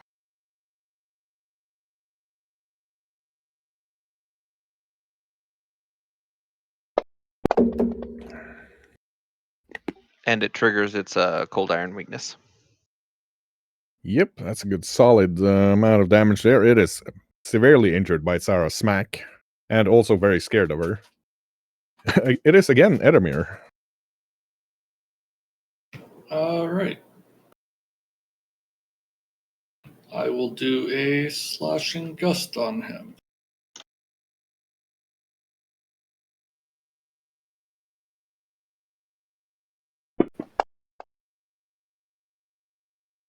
That is a critical.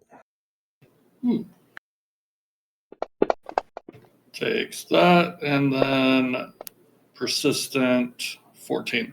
Yeah, that poor red cap is just slashed in two by the slashing gusts.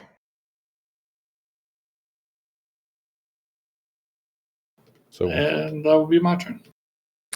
that is you. Okay. Magnus, I can see a very naked Estrella in the water going, "Hey Magnus, jump out! The water's just fine." And I need a DC 23 will save from Magnus. Suspicious, but okay. Oh, that's definitely not Estrella. Magnus manages to resist. And Estrella, on the other side of the boat, can see Magnus skinny dipping, going, "Hey Estrella, come out! The water is nice and cool." And it's a DC 23 whales. Oh, and Estrella decides that she needs to go jump in the water. I'm not flat-footed in water. Just saying. Well, Estrella is... what's her movement speed? 35. 35. So she uses 2 movement to move up here next to the creature, which turns out to be a very beautiful horse. And then spends her third action mounting it.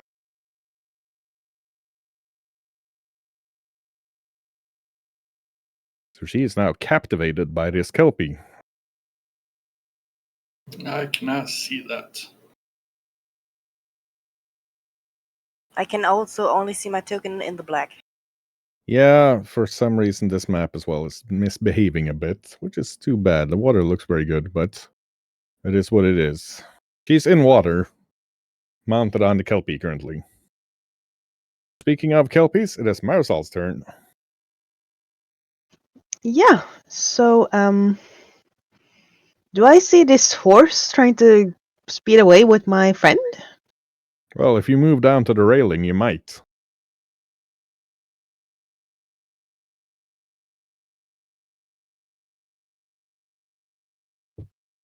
Hey, I Yes. see it. Yes, I You do. see it. There we are. I'm gonna assume that's not good. No.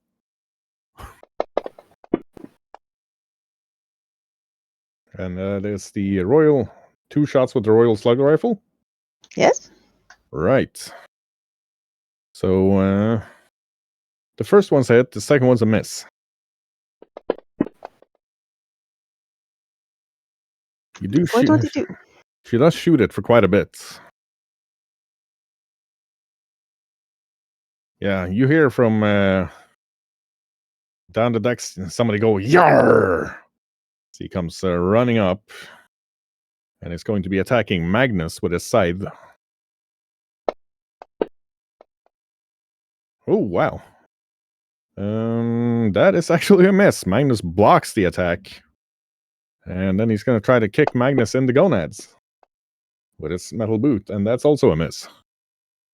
Dear mind, that's my favourite body part. Mador, it's your turn, sir. Okay. I guess I'll move up near within range for my glaive at this red cap and swing on it. Gotcha.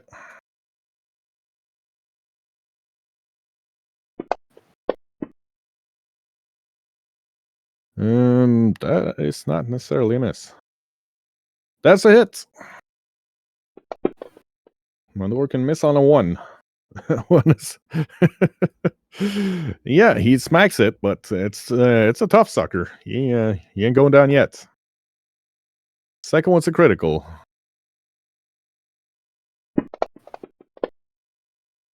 And that I spoke too soon. Man, he just runs the glaive straight through the red cap, and he goes, "Arr! That's me heart, you bastard!" And then falls over dead. That's my turn. Preacher. The divider that is in front of us, basically, are we standing on a raised portion of the ship, or? Well, you should be, but I think the line of sight thinks you're inside a cabin. All right. So actually, we should see what's down below in front of us. You should. So I'm just gonna put you over here where you can actually see that. Excellent. In that case, I'm going to need a help with measuring stick because for my original position, I want to do a 110 blazing streak double stride.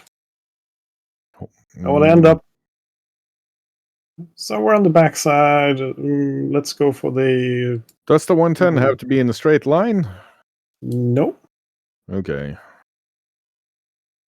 So that's going to be 85. And then that's 100. You could end up there pretty much. Yep. I will do up to 4 attacks on the enemy I'm passing. Each of them?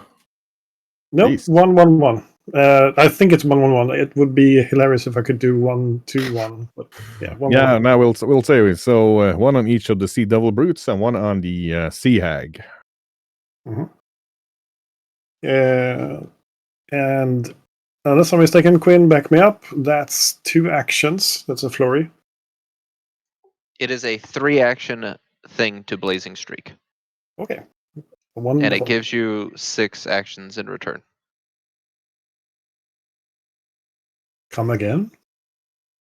You strode twice, which is 2 actions, and then you made 4 strikes, which is 4 actions. So Okay. for 3 actions, you're doing 6 actions worth of things.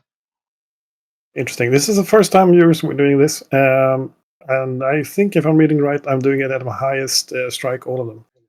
Correct. Oh boy. So first guy. That's a 1. Well, you pat him lovingly on the head as you pass. Oh dear. Second one. He's confused. That's... He's not going to have an equally good time.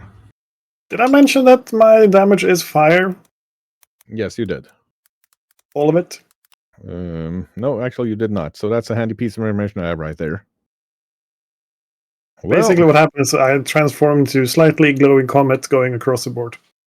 Okay, Preacher goes full Super Saiyan.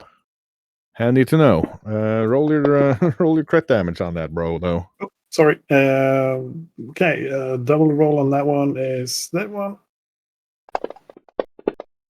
Sorry for the math. 47. Oof. Yeah, he gets burned pretty bad, but he's still alive. And it's a hit on the sea hag as well. Okay, so that's a normal one. She goes, ah! As you burn her. Okay, the sea devils, one of them is slightly confused about life right now, but also sort of annoyed that Preacher inappropriately touched him, so he's going to follow Preacher and try to stab him. If I get to move this token, we shall see. There we are. He comes up with a trident that he's going to try to stab Preacher with. That is an actual hit. Huh. Don't see that too often. Stabs Preacher for 9 piercing. 9 piercing. And the other one is also going to run after Preacher to protect the hags. Holy moly, okay. And he's going to try to stab Preacher. And manages to throw his trident over the railing instead with a splash. It is now Eodi's turn. Alright. So this whole thing with Estrella, like, we just watch her jump off the boat and she runs over to this weird, like, kelp horse. Yep. And she jumps on the top of it and all that. Yep. Okay. I would like to dimension door directly above the kelp horse, because I either want to land on top of it or I want to, be there. Gotcha. So Eodi, moink. Dimension door is on top of the kelp horse. I'll just place you next to it, but ideally I'd like to land on top of it with Estrella. Yeah, you're on top of with Estrella. I'm just placing the token so we can remember you're there. Okay, I would like to take my action to push Estrella off the horse. Okay. Let's see. She's struggling, so it's going to be your athletics versus Estrella's acrobatics. Surely that won't go poorly for me. You said my athletics? Yes, I also have the slippery solve on. Oh, yeah. I think as this counts as escaping him. Preacher actually does. Yodi. Yodi actually does manage to push Estrella off. So hold on. First, Yeah, Technically, he critically failed to do it, even with her 1, so she still succeeds. but she That's a critically double fails crit more. fail. That's So- a double crit fail. Yeah. She critically fails in a bigger way than he does, so he does manage to push her off. He's now, however, on the horse. That's fine. That's my actions. Right. And that takes us to Estrella. I assume I just landed into the water. So am I still captivated by that kelpie? Or am I in my right mind again? Let me check the Kelpie's ability, because you failed on this turn. Oop. Well, since I failed on Nope. this turn, I can't do anything anyway because it said 2 actions to go there, 1 action to mount. Yeah, you still wanna get on the Kelpie, but you're out of actions. Because Preacher pushed you off. Ailey. Yodi, yes. Yes, the little terracotta kobold. Anyway, Magnus. Okay. Magnus is that an open doorway in front of him? Or stairs down to the deck or something? It's theirs, yes. Yeah, okay. Magnus is just going to... I can't actually see where Preacher went to, but he's just going to run through the door and follow him. That's going to be 10 to get here where you can see. Okay, and continue the rest of the 2 moves after Preacher. Okay, so you have a full move of 75. What's the... 55 without the 10. That'll get you almost up to the deck where Preacher is. So Magnus will be on the stairs over here, if I ever get to move him. There we are. Yep, that's cool.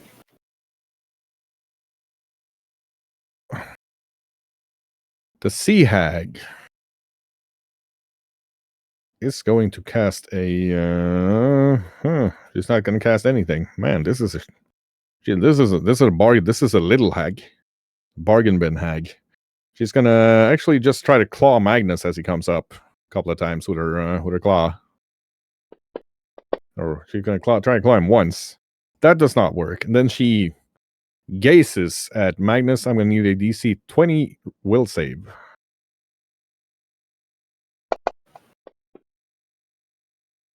Well, it worked out. She looks really scary, and Magnus doesn't care. Yeah. Is that the best you can do? Put your eye into it next time. And the Storm Hag goes, well, this is your own fault, Esmeralda. You shouldn't have stood there. And then she casts a lightning bolt at Preacher. Oh boy.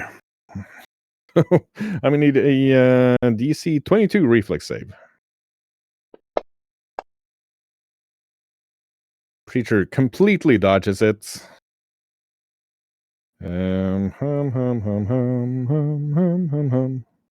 However, the other hag does not.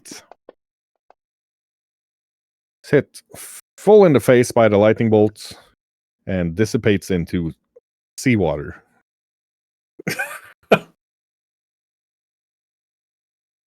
Takes us to Zara. What is this session?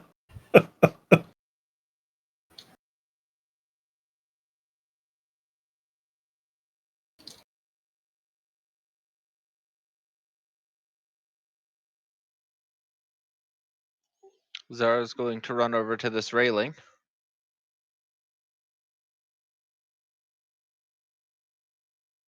Yes. And then she is going to point down at the Kelpie and cast Ray of Frost. Oh dear.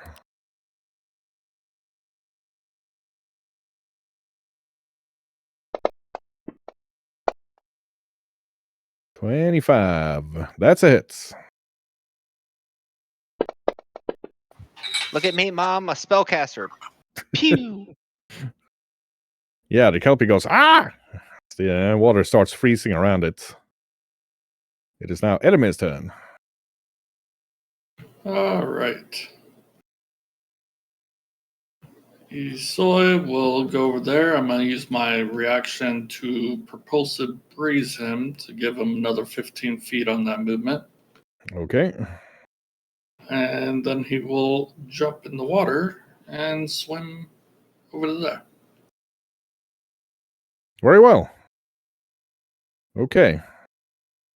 I will move up to there.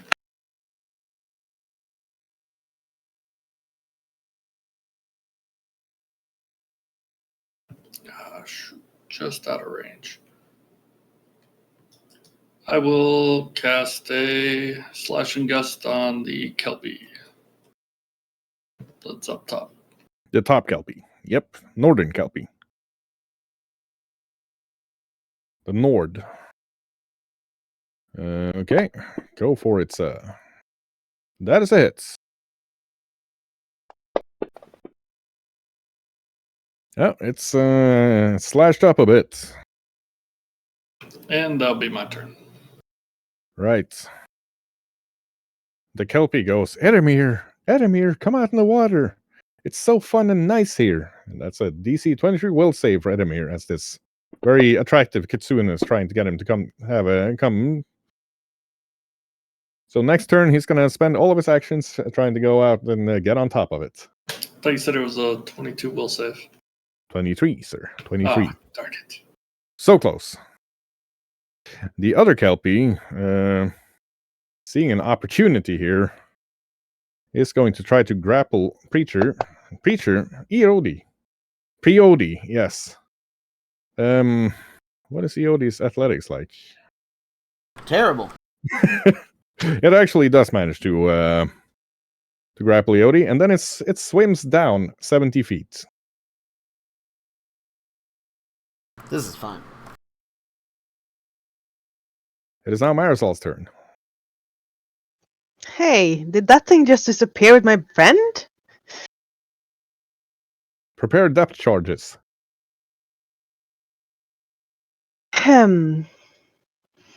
Well, I can't do anything as long as I can't see it.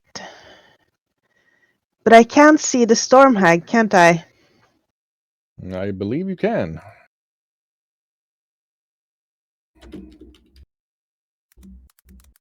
Oh yeah, that's way good within range. Eat lead.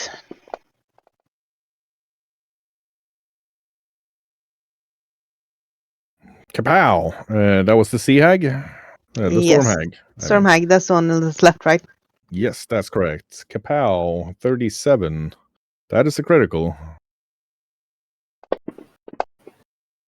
And 35?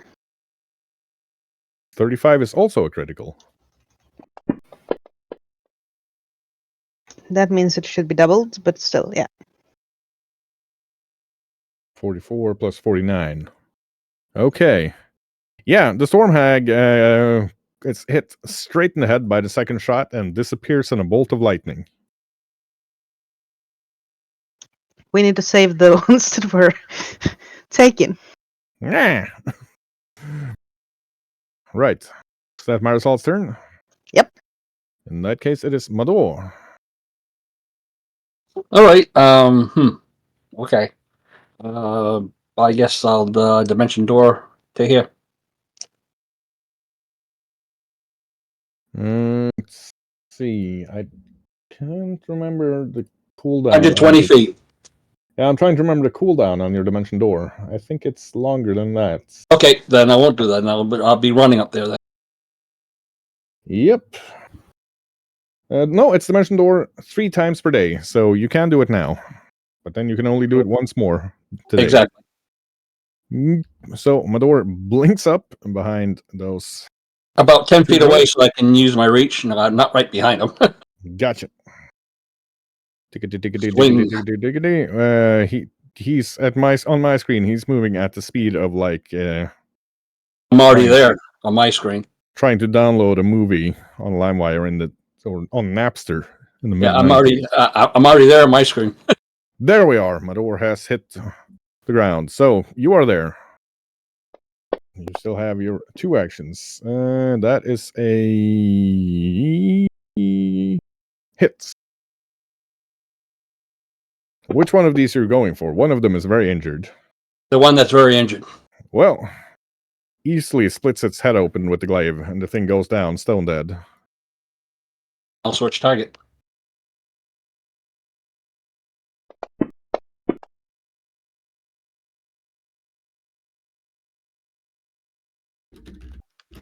$28.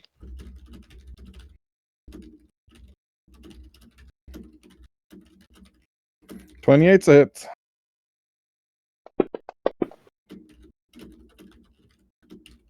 And that's my moves.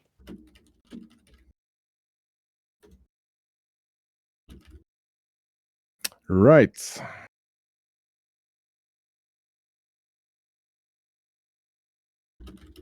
Be right with you.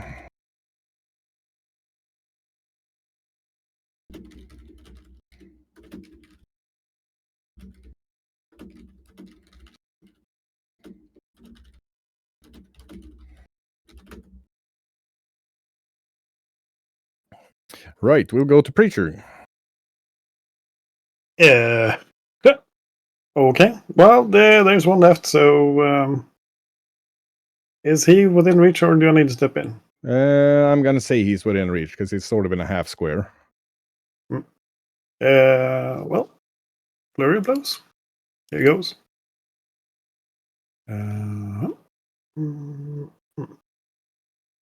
Second one, coming grab as usual. A crit and a hit. The crit double rolled at 50. Oh boy, yeah, he's absolutely destroyed. In that case, action 2, I want to roll a perception to understand what is going on with the Kelpies, because that's a bit confusing. All right.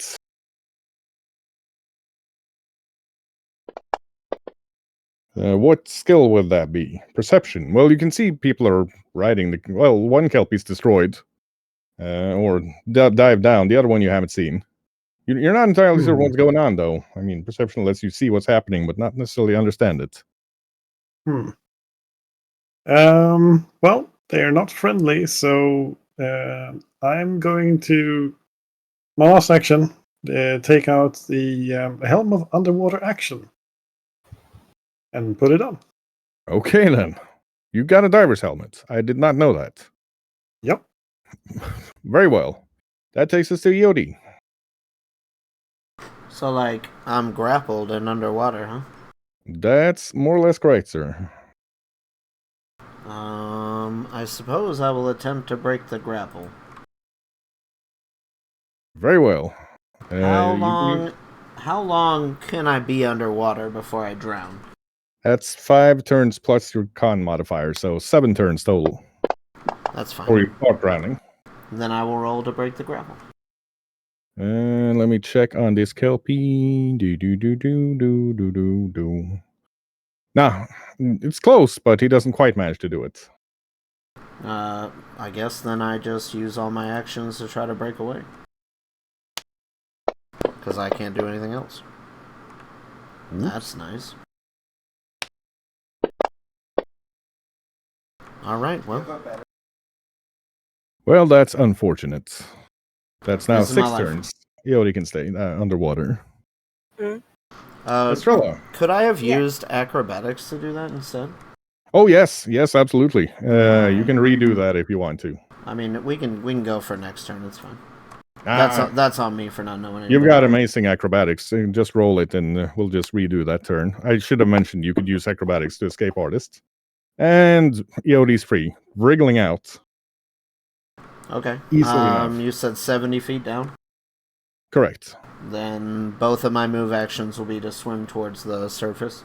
That's 50, so I'm still under the water. Thought it was 75 feet. Yeah, I'm still under the water either way. Yeah, 70 feet. So you're 20 feet under now. Yep. That takes us to Estrella. Since the Kelpie disappeared, am I in my right mind again? That's a real good question, actually. Let me have a look at this ability. If not, I'm probably diving after it anyway, which I'm planning to do since Iodi has not turned up again. But it would definitely change my last action, which would be either mounting or attacking.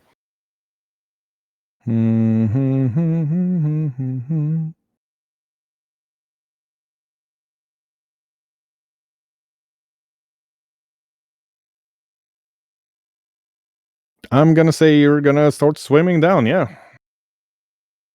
So All right. triple move, that'll take you down to it. Triple move, okay. But first you got a DC 23 will save to break free of the enchantment. Yeah. Triple because I do not have a swimming movement rate, right? Correct. But you do break free of the enchantment. You no longer want to ride the Kelpie. Alright, so I actually see Iodi coming back up again. You do. Good. Then I will stay at his height he is at the moment. Yeah. And ready an attack. Okay, so you're ready to stab the Kelpie once it comes up. And information for you, I am not flat-footed in the water, and I do not take penalties for slashing or bludgeoning melee attacks in the water. Huh. Okay, rogues have gone to Navy SEAL, gone to Buds at some point. Good to know. Okay, it's now Magnus's turn. Okay, having seen the help he was going to give Preacher completely unneeded, Magnus looks and sees Zara about to dive over for the other Kelpie and runs over to her. Okay. He spends 2 actions to get next to Zara, and what else is he going to be doing? Okay, well, he says, "Here, Dane, you don't want to go down there," and attempts to grapple her. Okay, it's going to be up to Zara whether she fights back or... Oh! Magnus actually attempts to grapple Zara, who, just for a fun bit of information, was not actually under the enchantment, and manages to fall through the railing, and Magnus is now in the water. Can I use my athletics checks when he tries to grab me to pull him onto the boat? I'm going to say yes. So Zara manages to actually grab Magnus as he's going over and, like, yoink! Drags him back in. No swimming, you fool. I thought that thing had you.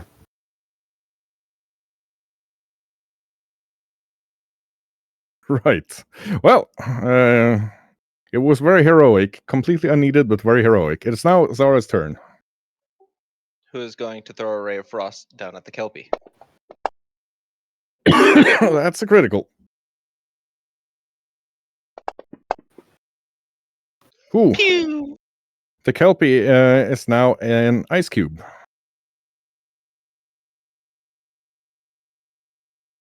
Freeze is completely solid. Then one move over there.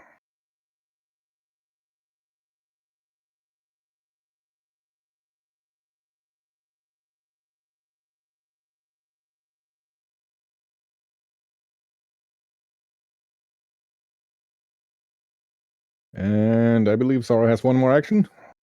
It's 2 actions to cast Ray of Frost. Oakley dokley. That takes us to Edamir. Alright, since that Kelpie died, I'm free. I'll use 2 to move there. Isoi has a swim speed, so he will move down 25 feet to grab Iodi, and then 20 feet back up. All right. Is Iodi going to fight back against Isoi getting him up? No, I'm good. I'm a lizard bro. I'm into it.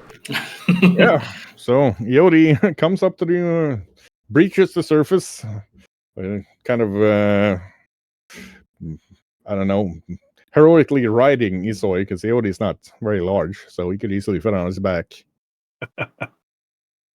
And that'll be my turn. And Isoi's by the boat, so if Yodi wants to be able to climb onto it. So Iso is just ready to get Iodi back onto the boat. Yep. Gotcha. And that takes us to the Kelpie, which seems to decide that there's really no future in this, and it's just swimming downwards as fast as it can, disappearing out of sight. It's now more than 200 feet underwater, unless somebody's got some sort of funky ability to see it. It is out of line of sight.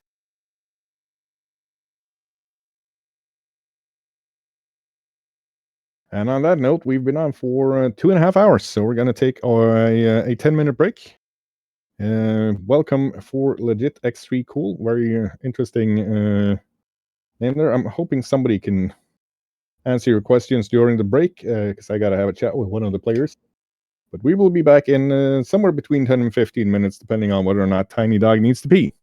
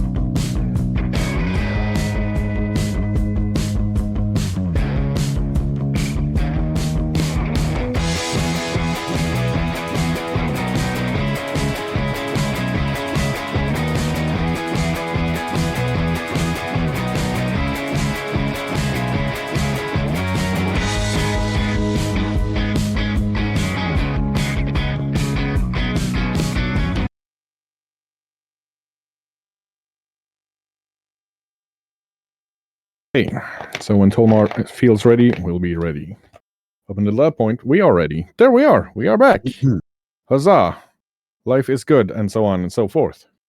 Right, so you have finished your fight on the ancient ship. Looking at it, this thing is old. Like, very old. Probably should have been dust by now. But for some reason, it ain't. Might have something to do with the enchantment, to keeping the Bridge of Ravensbridge itself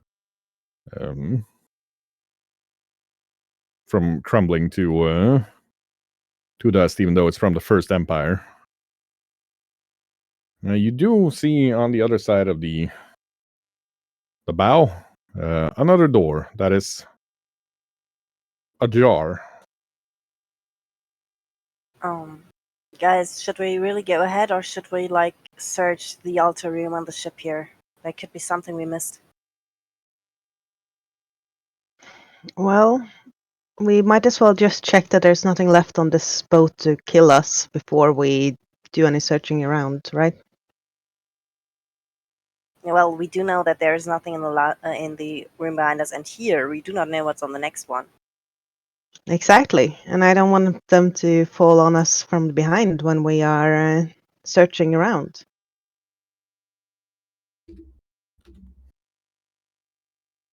Right.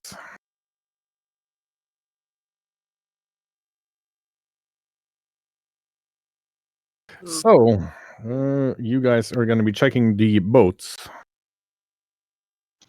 Am I understanding that correctly? Yes. I'm going to keep an eye on the door that's ajar. Right. So you're covering the door. The rest are looking through the boats. Crossbows out. Right. Strange. I saw a dice go and hit 1 on stream, but not on screen. It's fine. I couldn't see anything anyways. Ghost dice. Okay.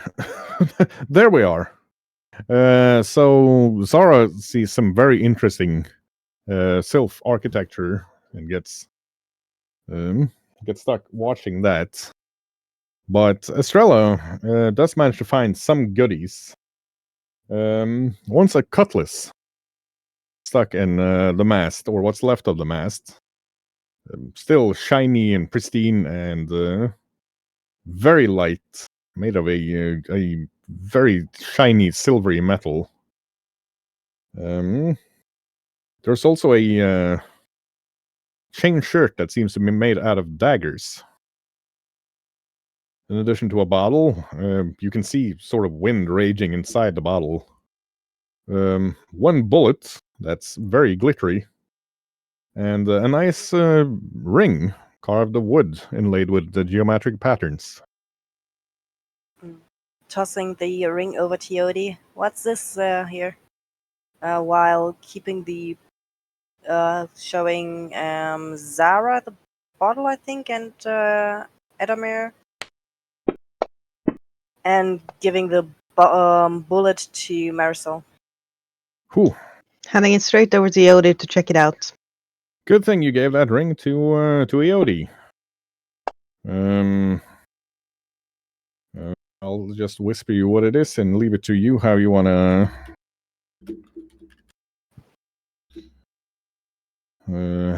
present that.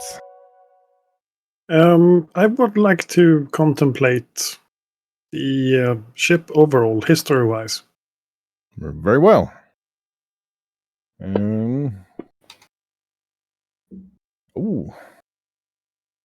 Let's see. What was Edamir looking at? Just so we go through the items real quick, like. Mm-hmm. And what did you give to Edamir? The bottle with the swirling wind inside. And then I'm going to retrieve the chainmail and what was the first what you said, and to bring it back to the group that everyone can look at it. The cutlass.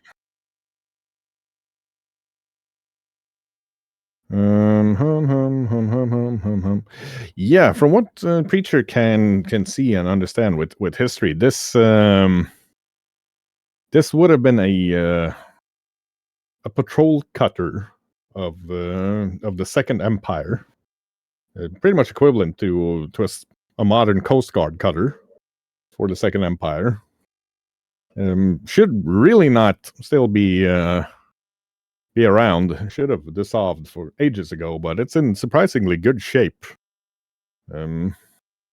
Looking around at the room around you, you can see various runes and apparatus. You're not entirely certain what they do because actually, don't you have engineering? I do. Give me an engineering roll.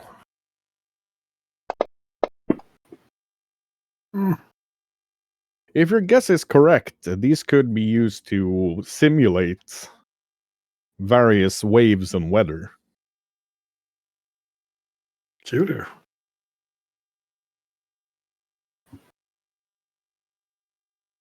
This might be a training vessel room thing. But from the look of it, the room was there's a mix of First and Second Empire architecture in here. So at a guess, probably wasn't built by the hags that are now using it.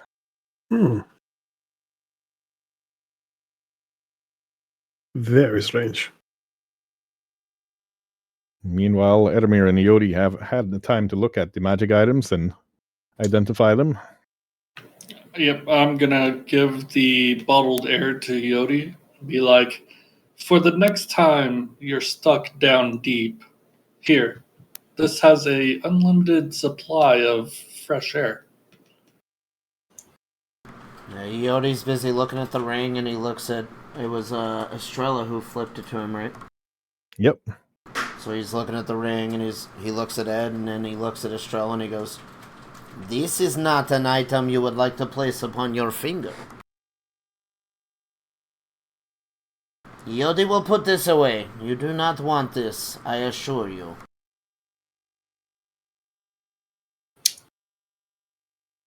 Unless you're feeling brave. Maybe. Would you like to be twice as hungry as you are now? And starve to death twice as fast? No. No, What's then the upsides? Perhaps Yodi will place this away then. Is there any upsides? The upside is you die quicker. Yeah, no, I'm good. Sounds like a bad idea to me. If you really like food, you will have to eat twice as much, or you will die. Sounds like, we could use that as an assassination tool. One never knows when something may be of use. Yodi will put it in the collection. Just make sure you mark it really well so we don't mix it up with any other rings. I am no fool, Fox. Yodi is aware of what is in his possession.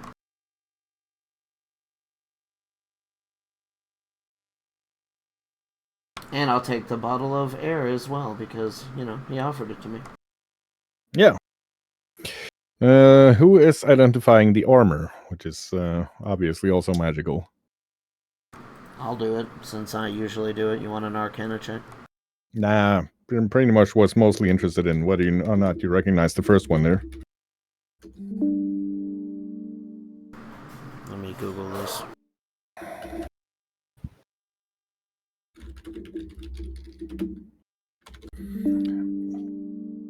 Yeah, you can, now that the fighting is over, the door is slightly ajar, you can feel sort of a tropical, like warm, moist smell coming from that door.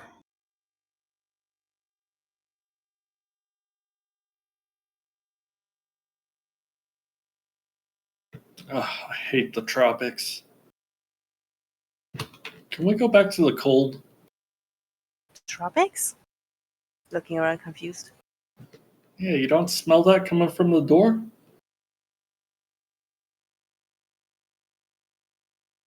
Well, I'm not a fox, and she moves a little bit closer to the door to sniff a little bit. There's something rancid up there. Like unwashed construction workers. Can I use draconic scent to know what it is? Actually, yeah. Your Yodi's not entirely certain which type, but he's pretty certain you fought that dinosaur skeleton. He's pretty certain there's something of that type coming up, but still alive. Because his draconic sense is kind of tingling, telling him that this is good eating. It is not safe for us to go upstairs. Be very prepared. Yodi smells something not quite dead. Hmm. I also smell. I think it's an ape. Very large ape. Well, no idea what you're smelling there, but I only smell that something's rancid. Like it just definitely needs a bath. But Aodi, what about these things now? Are you done with them? Oh yes, you mean this armor? That is what you're questioning? And the catalyst. This armor is made of more like, instead of links, let us think of it as daggers. It's a very aggressive set of armor there. It is safe, though, and you can, do with it as you please. It's unlike the ring, which will kill you very quickly. And, this sword, easy to understand. It is a blue metal, it is mithril. It's very nice. Indeed. Mithril is sweet. And I'll hand off the armor to her. Right. Yeah, well, I can't use chainmail, so that will go to one of our fighters.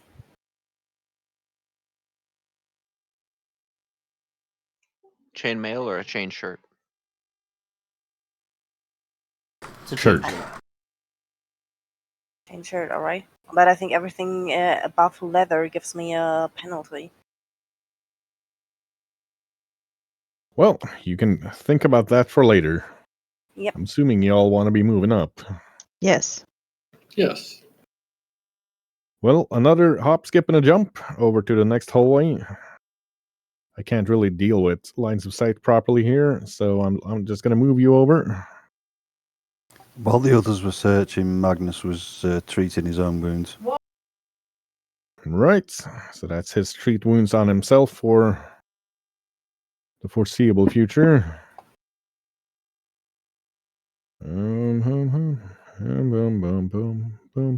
Nope, failed. Yeah, that's new. What? The way it rolled. That's Oh, different. right. Ah, interesting. Did you Yeah, do the activities one? Yeah, it's in the activities menu. Yeah. Shiny. Well, that's handy to know that that's the thing we can do. We got to play around with this at some point. But Yeah. for yeah, now, you see a nice, almost marble hallway, although there are cracks in several of the tiles in front of you. And up further, through an open set of doors, you see a jungle. A Yeah, jungle here? I think I definitely smell an ape.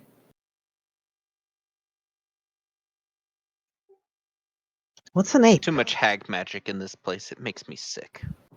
Very large monkey. What's a monkey? They eat bananas and fling poo. So, boys? Yes. It's like a human if you went back several thousand sun cycles. Right. I'm Sarah, gonna pretend I understand anything of that and just follow after Zara. Sarah, sneaking up, can see the biggest ape that she has ever seen loitering down by the river. I need the map again. Shoggoth had closed me out of it. Gotcha. I'll be with you in just a moment. Before I swap to the other OC. For whatever reason, it just closed it out on me. Oh, jeez. Yeah, Fancy Ground's having a stroke again. Seems to be happening every time you move between maps. And also when we move at the same time, so we should just be very careful with that. Yeah, I gotta give it a hot minute here to kind of collect itself. Fancy Grants is having a bit of a meltdown. It's okay. We'll improvise. I have to wonder about how old those boys that you knew if they were flinging poo. Around 4, 5. I'd have something to say to their parents. They ought to have stopped that after 6 months old. Mm-hmm. I never said they were smart boys. This is true. You didn't. Creep into enough tents, you will find all of the bad type of boys.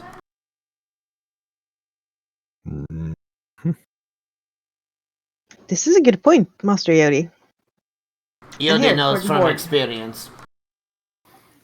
I hand him a golden coin just for luck because I feel like the luck might be running out. Ah, geez. I'm seeing a lot of people trying to move right now, and that is actually causing some trouble. Yeah, I'll cancel mine. I haven't tried. I'm not touching. I'm Yeah, not touching either. I had queued it up a while ago. Yeah, there we are. Now I can move around again. I'm just gonna move y'all up, so that the game engine doesn't have to try to, Tell you. tell me that you want to move, because that obviously, for some inexplicable reason, is causing us all sorts of trouble. But yes, that is a behemoth of a monkey, far larger than any giants you've seen so far. Sitting down by the river's edge, scratching its butt and drinking water. I still don't have a map, Shoggy. There we are. And I managed to set it visible. Creeping over on the other side, you see a humongous. Where are you at? Centipede.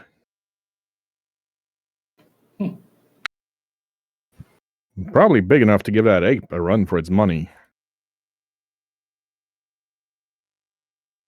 And chilling over, trying to hide in the foliage, but failing. There is a very large lizard that, to Eodi's draconic senses, smells like really good eaten. And standing, humming on the bridge, throwing snacks to those three creatures, in addition to something you can't see in the water, is a hag. Kind of just humming for herself and like, yes, my pretties, once they come, you can tear them to pieces and we shall feast. Does anybody else have a large amount of food that we could try to sway him? Maybe we have more food than the hag over there. Kill the hag, maybe they eat her. I think they would try to eat us first. I have a bag that'll make some, not even morsels for these things.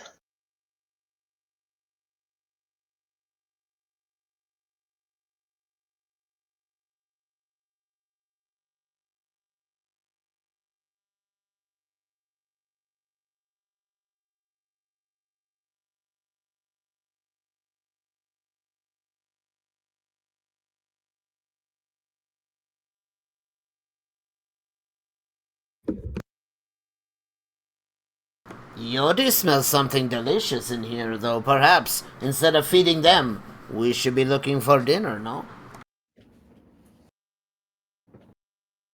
It might come to that. We cannot snuggle every animal that you see, Fox. It's not just about the snuggling. It's about the not having to fight and getting them on our side. Yeah. I don't know if all those monkeys you talked about were that big, but I'd rather get out of fighting it if I can. That other one, the great centipede, looks like something out of my boot.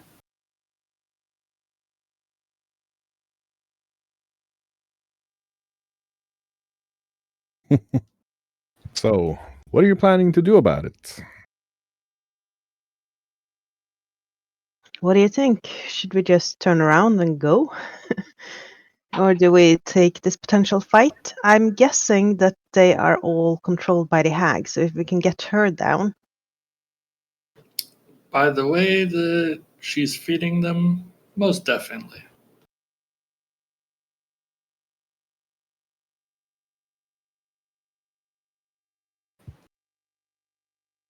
We But I cannot doubt suffer. that. We cannot suffer the hag to live. Everyone knows this. I'm with Master Yodi. How steep is this little cliff to our right? Probably about 15 feet. I would like to sneak down it. Yeah, which you do without any issue, I assume. Yeah, sneaking down. Dum dum dum dum dum dum dum dum dum dum dum. Boom boom boom boom boom boom boom. Yeah, Sora sneaks down. She can see the big ape is kind of looking suspiciously in her direction, but it hasn't quite spotted her yet. She's got maybe 30 seconds before it starts moving over that way, if she hazard a guess. Mm-hmm. I would also like to sneak up a little bit to the bush over here. Okay. Is this water flowing? Oh yeah, it's flowing fast.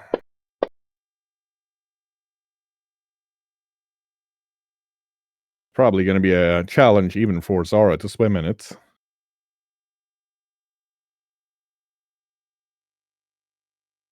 Think Whitewater River.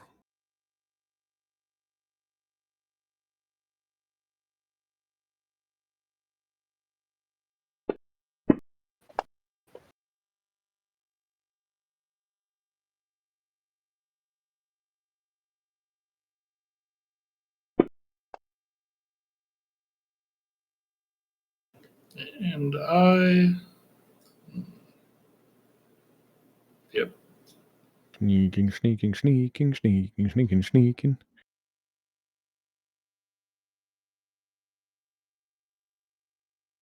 Yeah, that is about 40 feet of height of monkey.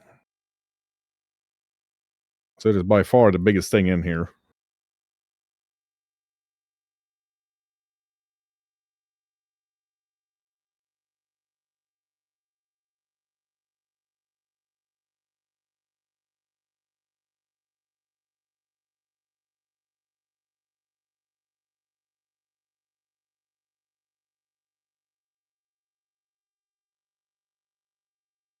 You hear the blood hag. Like, we can't let them bother the mother. No. The mother will be angry. I'll lose my chair. I don't want to lose my padded seat. No, you'll have to kill. You'll have to kill and rip and maim. We knew we shouldn't have let her go. When she ran away, we should have sent them. If only I could give you wings. And she throws a leg bone to the monkey that it just chows down in one bite. When the monkey starts eating his food, I'm gonna back up and then make a running jump across. Right.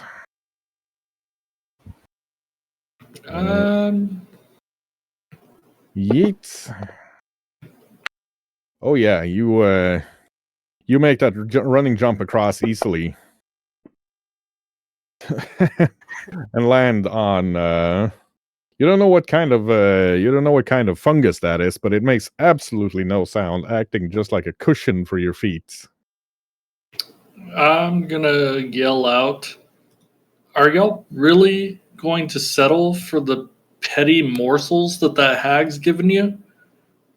If you kill the hag and we set you free to the land outside, you'll be able to have all the food that you can gather. And make a diplomacy. I would like to apply poison to my dagger. Right. Well, the Tyrannosaurus is listening to Edamir and goes like, "Yeah, bro, show me that outside." But the monkey's like, "No, we hag boys for life." And then it is initiative time, and Estrella starts. All right. Was I able to apply the poison before? Yes, you were.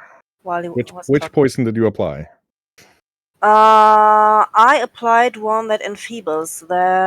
Which one was it again from the ones I have? I know I have one. Poison. That is the Cytilish, I think. No, it's.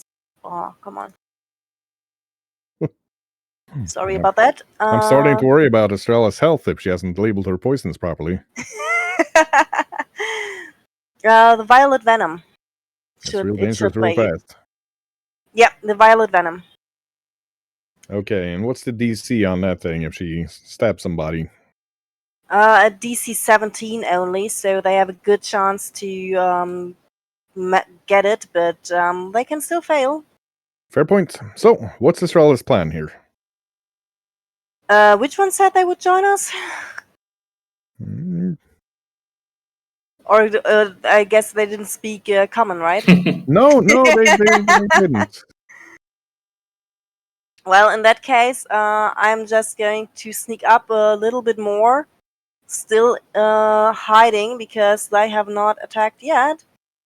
But I'm going to ready an attack. Where's my stealth? There's my stealth. I'm going to ready an attack for when they are going aggressively in my direction. Very well. Master Yodi it is. Yes. Yodi's gonna saunter up, I think, to here. I guess that's 30. I'll use 2 to go there, because I'm not planning on doing much. And I'm going to just kind of hold my position here and see what happens.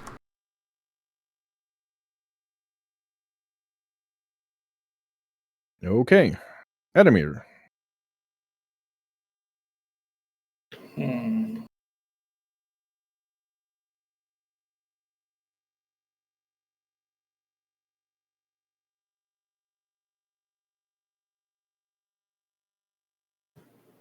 I will use all 3 movements to move over there. Okay. Up next to Tyranno, bro.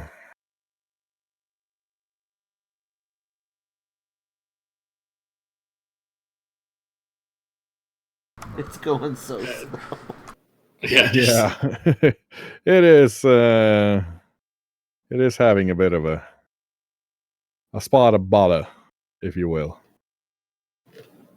I'll be like, yes, great lizard. I will set you free if we just, get these obstacles out of the way. Yeah, and the Tyrannosaurus roars and it's like, "Death to the oppressors! We shall gain our freedom from the hags and go out and eat all of the things." And then it's gonna run over and try to bite that blood hag. That's a critical as well, damn. Why do I give you animal enemies? Yeah, it takes a good chunk out of her, and then it flings her. How far does it fling her? 20 feet away. Oh wow! So it's gonna fling her backwards, actually, towards you guys.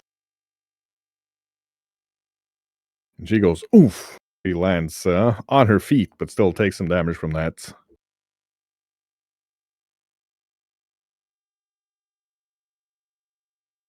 The Titan centipede, however, goes, "No, the mistresses are right. We must not fall prey to greed. We must stand in solidarity with one another." And it's gonna scuttle over and attack the Tyrannosaurus.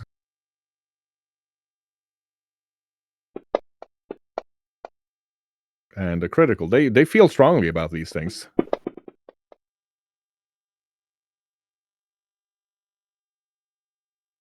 And there's some poison involved here as well. Let's have a look. See, centipedes, known for not poisonous. Tyrannosaurus shrugs that poison off, though. That takes us to Magnus. Magnus is going to use 2 moves to draw up alongside Marisol. I'm also going to let you do it so that FGU doesn't have too much strain. Parallel with her, please. That's it. And he's going to save his last action to ready an attack if anything comes in range. Right. It's Marisol then. Yeah. These bushes, are they very dense or are they high so you can see under them? You cannot see through them, no. All right. Then I will pick a card, any card, and I will reload my Iris of the Sky while I'm moving up here to see the hag. Okay.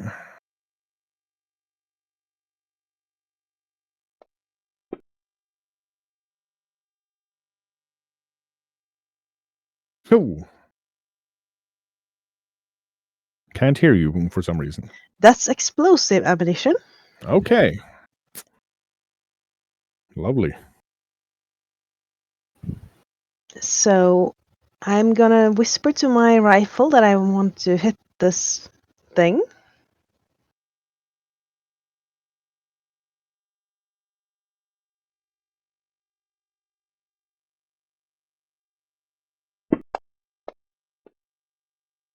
Yeah, I'm not gonna roll the other one then.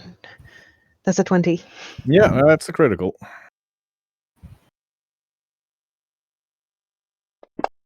That's the wrong damage. Sorry. Yep, that's the slug thrower. So you're doing fire damage. This one.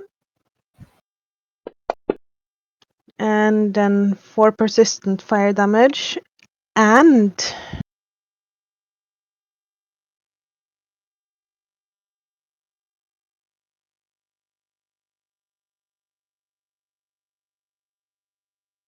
And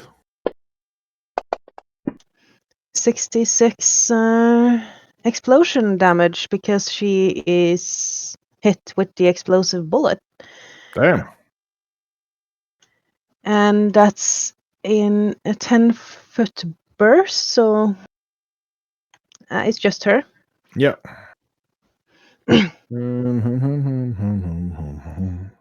So 43, 56, 57, and 4 persistent fire damage.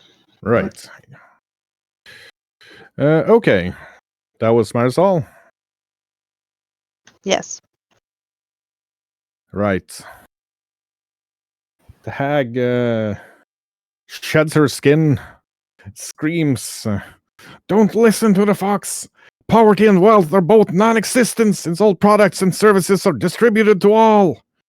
And then flies in a fiery form, touching Edamir and Estrella, so that's a DC 20-something, 26 reflex save. From each of you.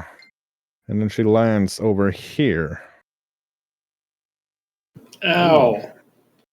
So Edamir takes... No, wait, that's the wrong damage. Edamir takes 12 fire damage, and Estrella takes 6. No. I'm a rogue. All right, yes. Of course, so you simply ignore it. It is now Preacher's turn. All right. My previous measurement was based on her last position. Now recalculating.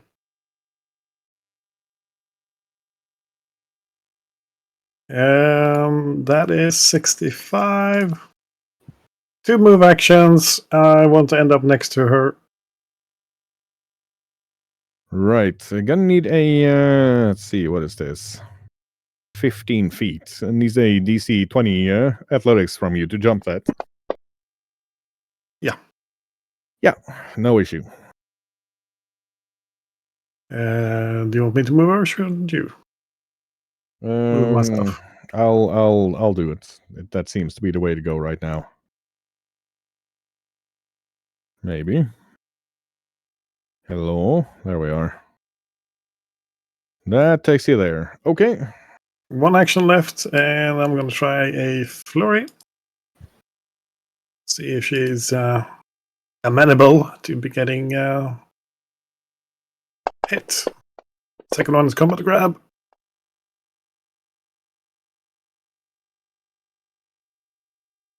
That's a hit and a hit. Are they crits? Let's find out. That is a hit and a crit. A hit and a crit.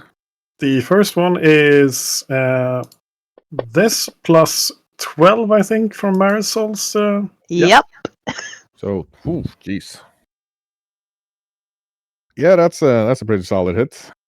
Then we go 26. for Yes, we know what it is, but it's a solid hit. the critical. Uh-huh. And that's an No. additional 12. Oh, yeah, she goes, "Damn you, terracotta man!" And then explodes in a ball of blood. Damn it. I forgot about that. And that's going to be a DC 26 reflex save for Preacher.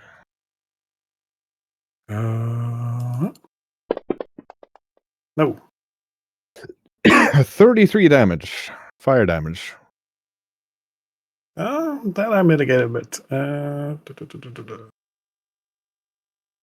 Proceed, I'll do the calculations. I gotta find my resistances.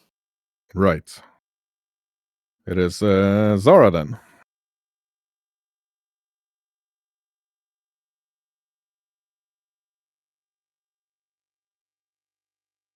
Okay, I reduce it by 5. 28.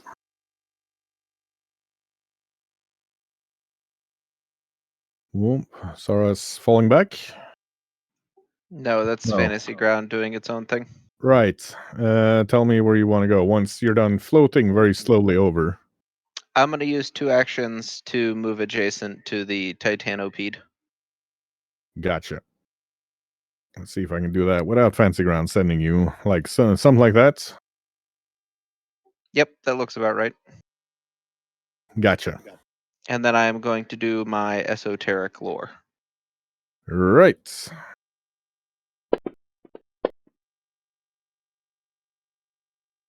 Titan Centipede, relatively common threat actually.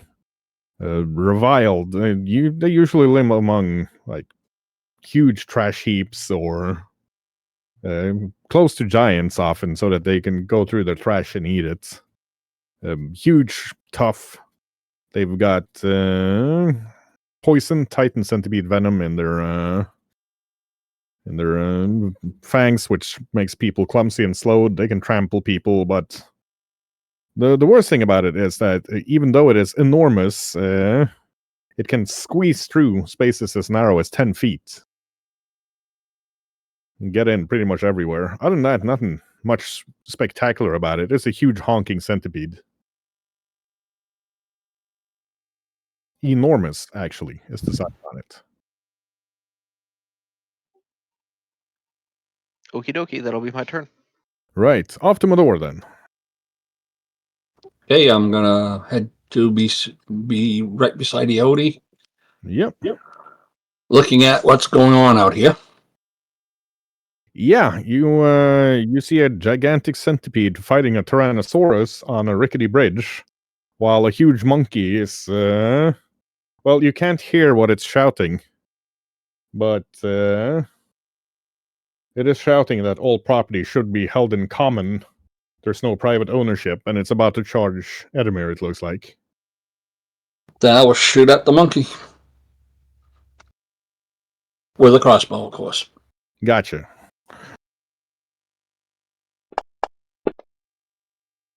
Well, that's a critical.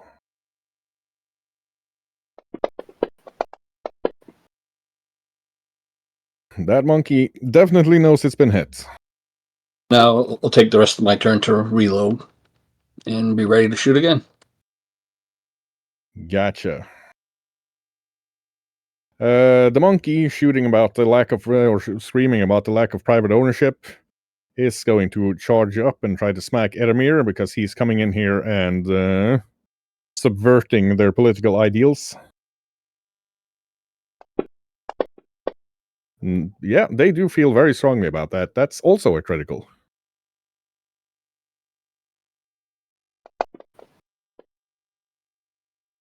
That's not right. Yes, it is. 36 bludgeoning.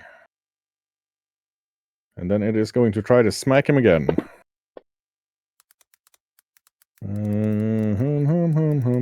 That's a hit. For another 20 bludgeoning.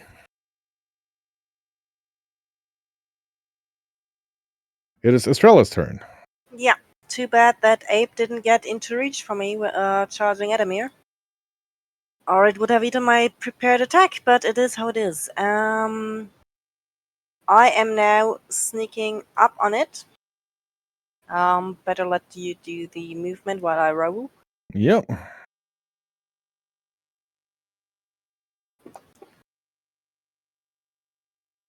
And that is, yeah.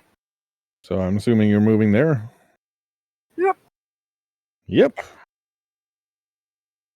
And if it is a success, it's a critical success as well. Should be flat-footed against my... There you go with this. That's a crit.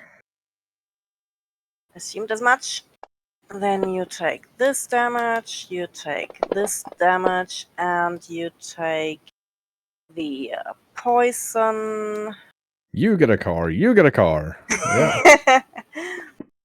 So I'm posting the venom for you there. Yeah, you're gonna have to look up what it does on a crit fail for me. On a crit fail, ouch. That it does not say that in the one that I have here, actually. Oops. But since I critted on him, he's also taking, let's see how much persistent bleed damage. Let's do that one first. That is 6 persistent bleed damage. 5 of the damage before, no, 7 of the damage before was also acid. Yes. So he's straight up having a bad time. Then there is the debilitating strike. Speed penalty of target takes 10 foot status penalty to its speed until the end of my next turn. In case someone wants to run away. Oh yeah, you already well dead. Quinn, I need your help here, I think, for crit fail on a venom. As it doesn't seem to be one. I had a look at it. Yeah. So yeah, enfeebled 1, and the 5. It was the 4. The 4 was the poison damage. So that's your turn. No, actually not. That was just sneaking up with adjacent. That was 2 actions. I still have 1 left. Very well. But that 1 will be, since it has been damaged, the 2 over there are fighting, is to go back 25 to get out of reach. Right. Okay.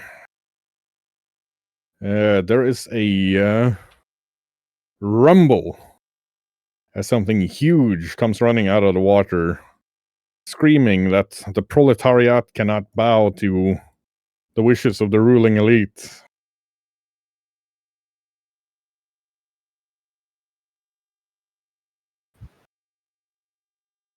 And it is gonna charge up and try to eat Edamir. No.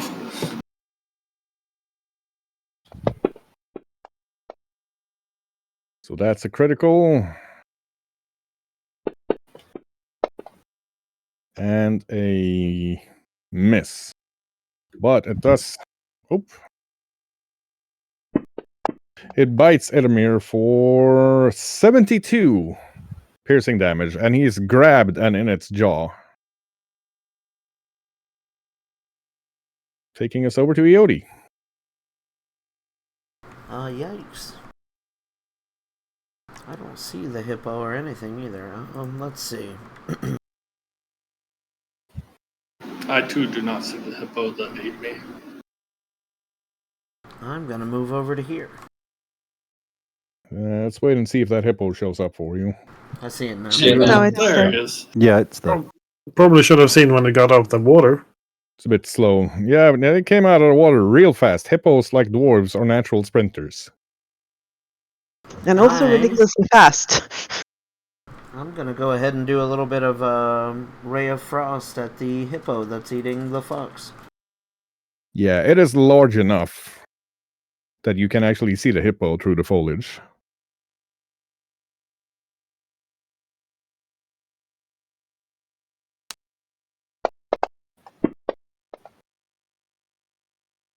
$25. It's the armor class on a huge hippo. You hit it, but its skin's so thick that where you hit it, that it's obviously not really doing much. Okay. That's my turn. That's then it's Edamir. Yes. How do I do this save? Just D20? Give us a D20, sir.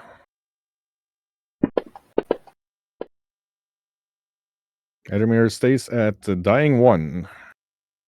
And the soy will attack the hippo. At least until the hippo starts chewing. Yeah.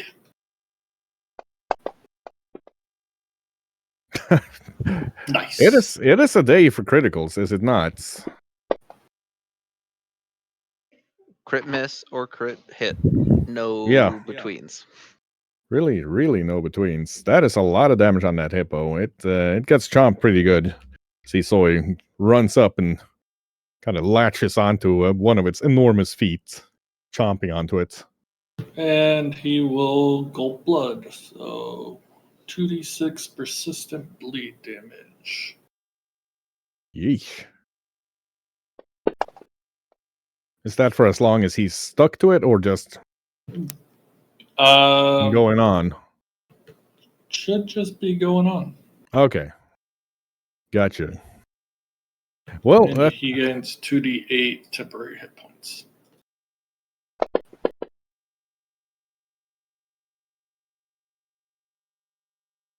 right. Well, the Tyrannosaurus roars something about one must be allowed to succeed without society taking away the fruits of your success, and starts just biting at the giant centipede. And, wow, again, a day for criticals, isn't it?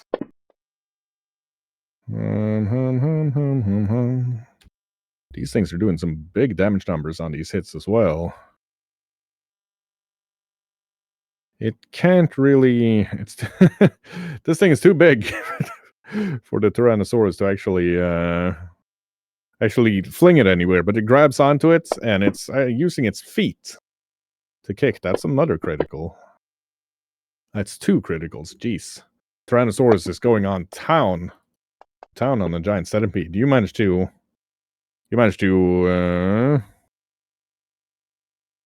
get Gojira on your side, because he's doing some work.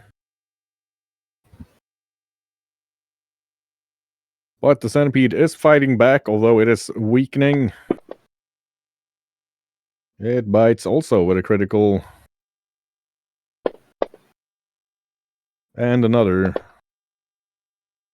And a miss. But that's 2 criticals as it bites into the Tyrannosaurus and starts pumping it full of poison.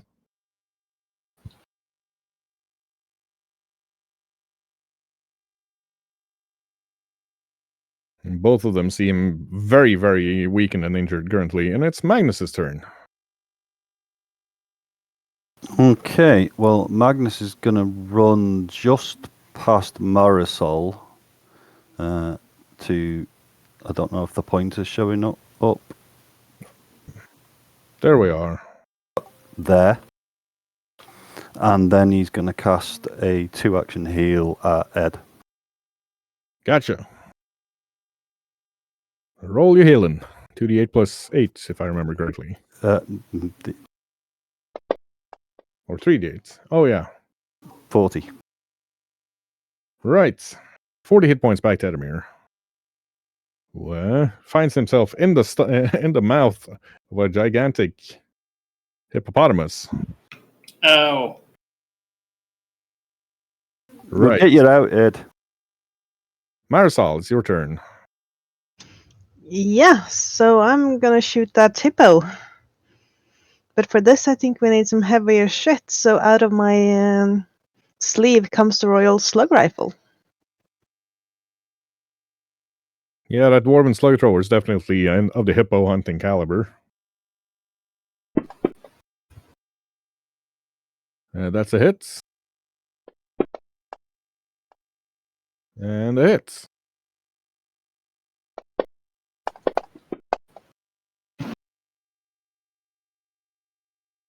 Oh wow! Look at the damage on that roll. Yeah, fantastic. And you can add another one, because Mador rolled a 1 on initiative this fight. I'm noticing. Is that Marisol, or is she going to do anything more? That is Marisol. She shot, aimed, and shot. Right. So, Preacher. All right. Please move me up to the rear of that hippo. I will water step across the water, so I'm running on it as if it was firm ground. Man, I can't see ranges anymore, but I'm assuming it's one move for Preacher. He's pretty speedy. Yes, 55. And he's just running on the water, as one does. Yep. Splish, splish, splish. And then we're going to kick off with a flurry of blows. And here goes. Second one is a combat grab, but probably not going to hit. Wow. You are flanking with Edamir, although he is in its mouth. You're still flanking. So that is 1 hit, but no grab. Okay. Then I'm going to at least zap him with a little bit of electricity. Yeah, it's injured, but this is a very, very large hippo. It's going to take a lot to bring down. Then I'm hitting him one last time. Gotcha. Well, Hello. that's a crit. Oh, sorry. The previous one was actually a plus 8. Right. This next one is also, because it's all your hits. Yep. True. Thanks, So snipers. this combined is math. 43 plus 8, 51. Yeah, the hippo goes fucking campers and dies from the combination of sniper fire and being punched real hard in the butt. Let's go with Edamir as it goes over. That takes us to Zara. Excellent. I am going to use one action to give myself a +2 to hit by intensifying vulnerability. Okay. And then I'm going to apply hammer directly to the forehead. Gotcha. Would Zara be flanking since the She T-Rex is. is helping us? It's not relevant, though, because she rolled Not an natural relevant. 20. Jesus. Okay.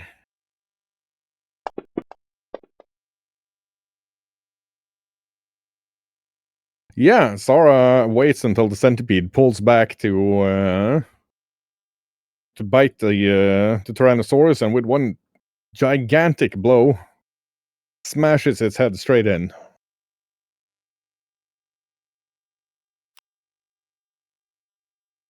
It is dead.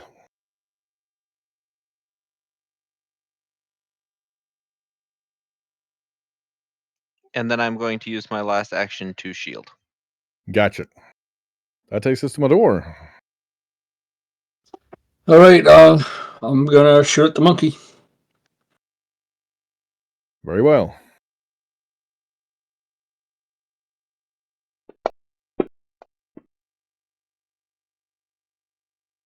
Let's check here. That is a... Oh, so close. It's a hit.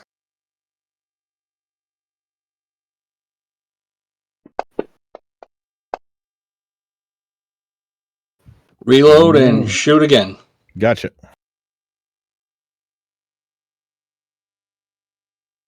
Choo-choo-choo. That one hits it, but it doesn't penetrate the very thick fur of the monkey. That's my move.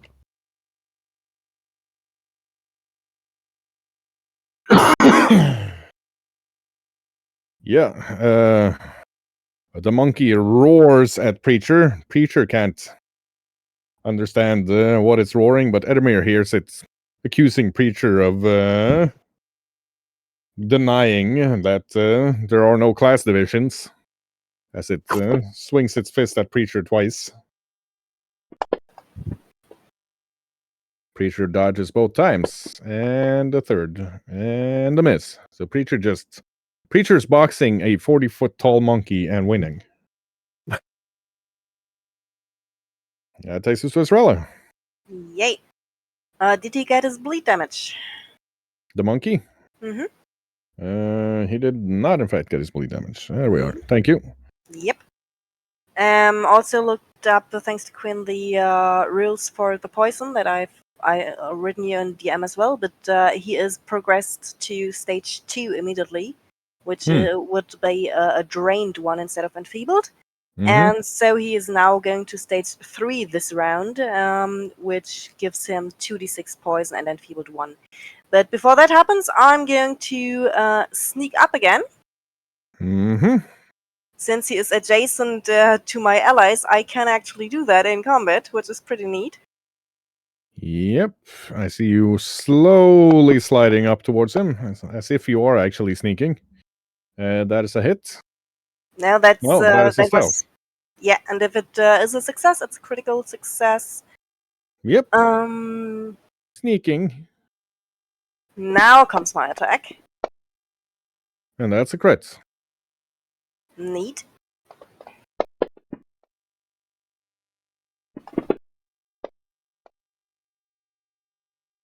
No idea if the bleeding stacks, but on a crit, I'm going to roll that one anyway for the persistent bleed, which would be 3 this time. Yeah. He's bleeding pretty heavily. Yep. And yeah, then is the poison damage on my turn now since I inflicted His it? turn. Or his turn, alright.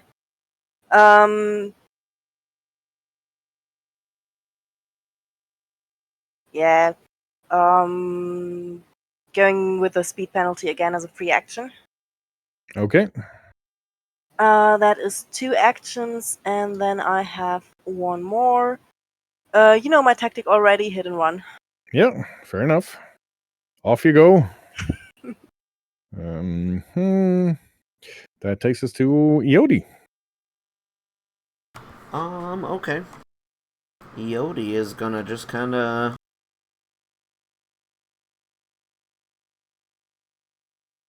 slide up here to stand next to Estrella. Yep. Slide is the correct word indeed. No, that's how he walks anyways, let's be honest. Fair enough.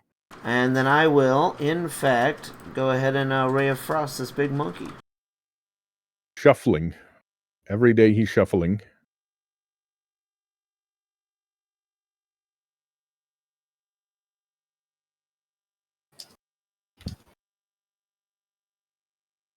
Maybe, hold on. There we go. Oh dear. Alright, checks out. That's going to be a reflex save against Iodi's DC for Estrella. As she's coming the other way, and she and that Ray of Frost are on crossing paths. Oh. I'm pretty sure that's a 29, hold on. Yeah, it's 29. Right. So, reflex save, please, Estrella. Mm-hmm. Oh, yeah. Wonderful. Estrella just Yes. easily dodges that, almost anticipating that Eodi's going to try to Ray of Frost her in the face as she's coming back. Not like that never happened before. Right. Wonderful. It's a day for extremes in the dice world, yes. And it takes us to Edamir.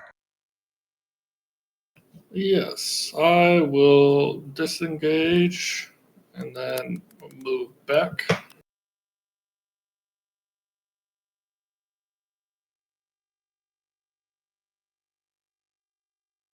I will cast Glass Shield on myself. Then Isoi will move up and attack. Dum dum dum dum dum dum dum.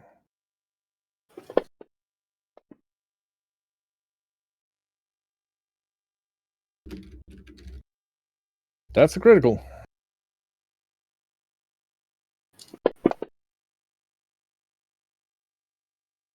And that'll be it. Right. So 36. Isoi actually takes down the huge monkey, getting in its jugular. And the monkey falls over and goes, "Blarg." It's drained of blood by the vampire lizard. Ah, nice.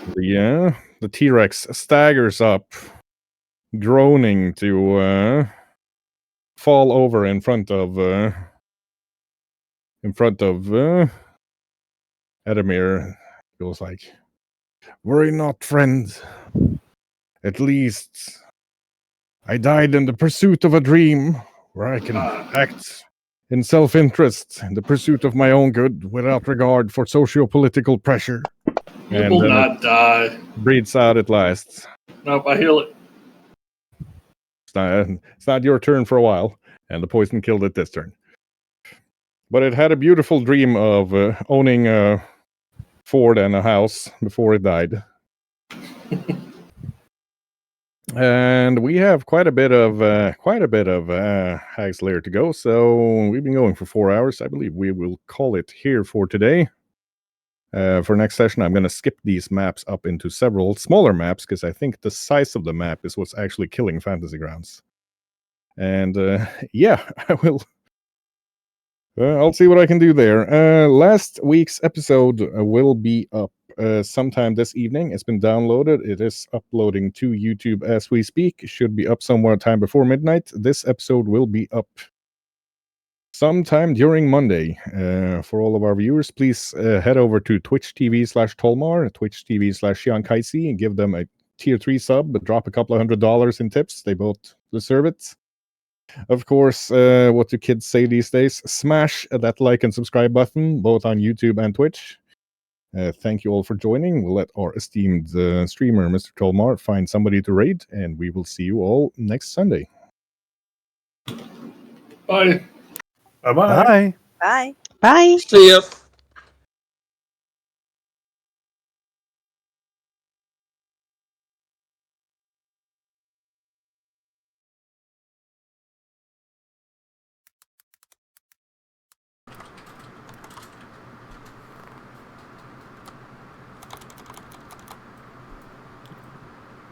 I wish he'd give me a little bit more to go off of.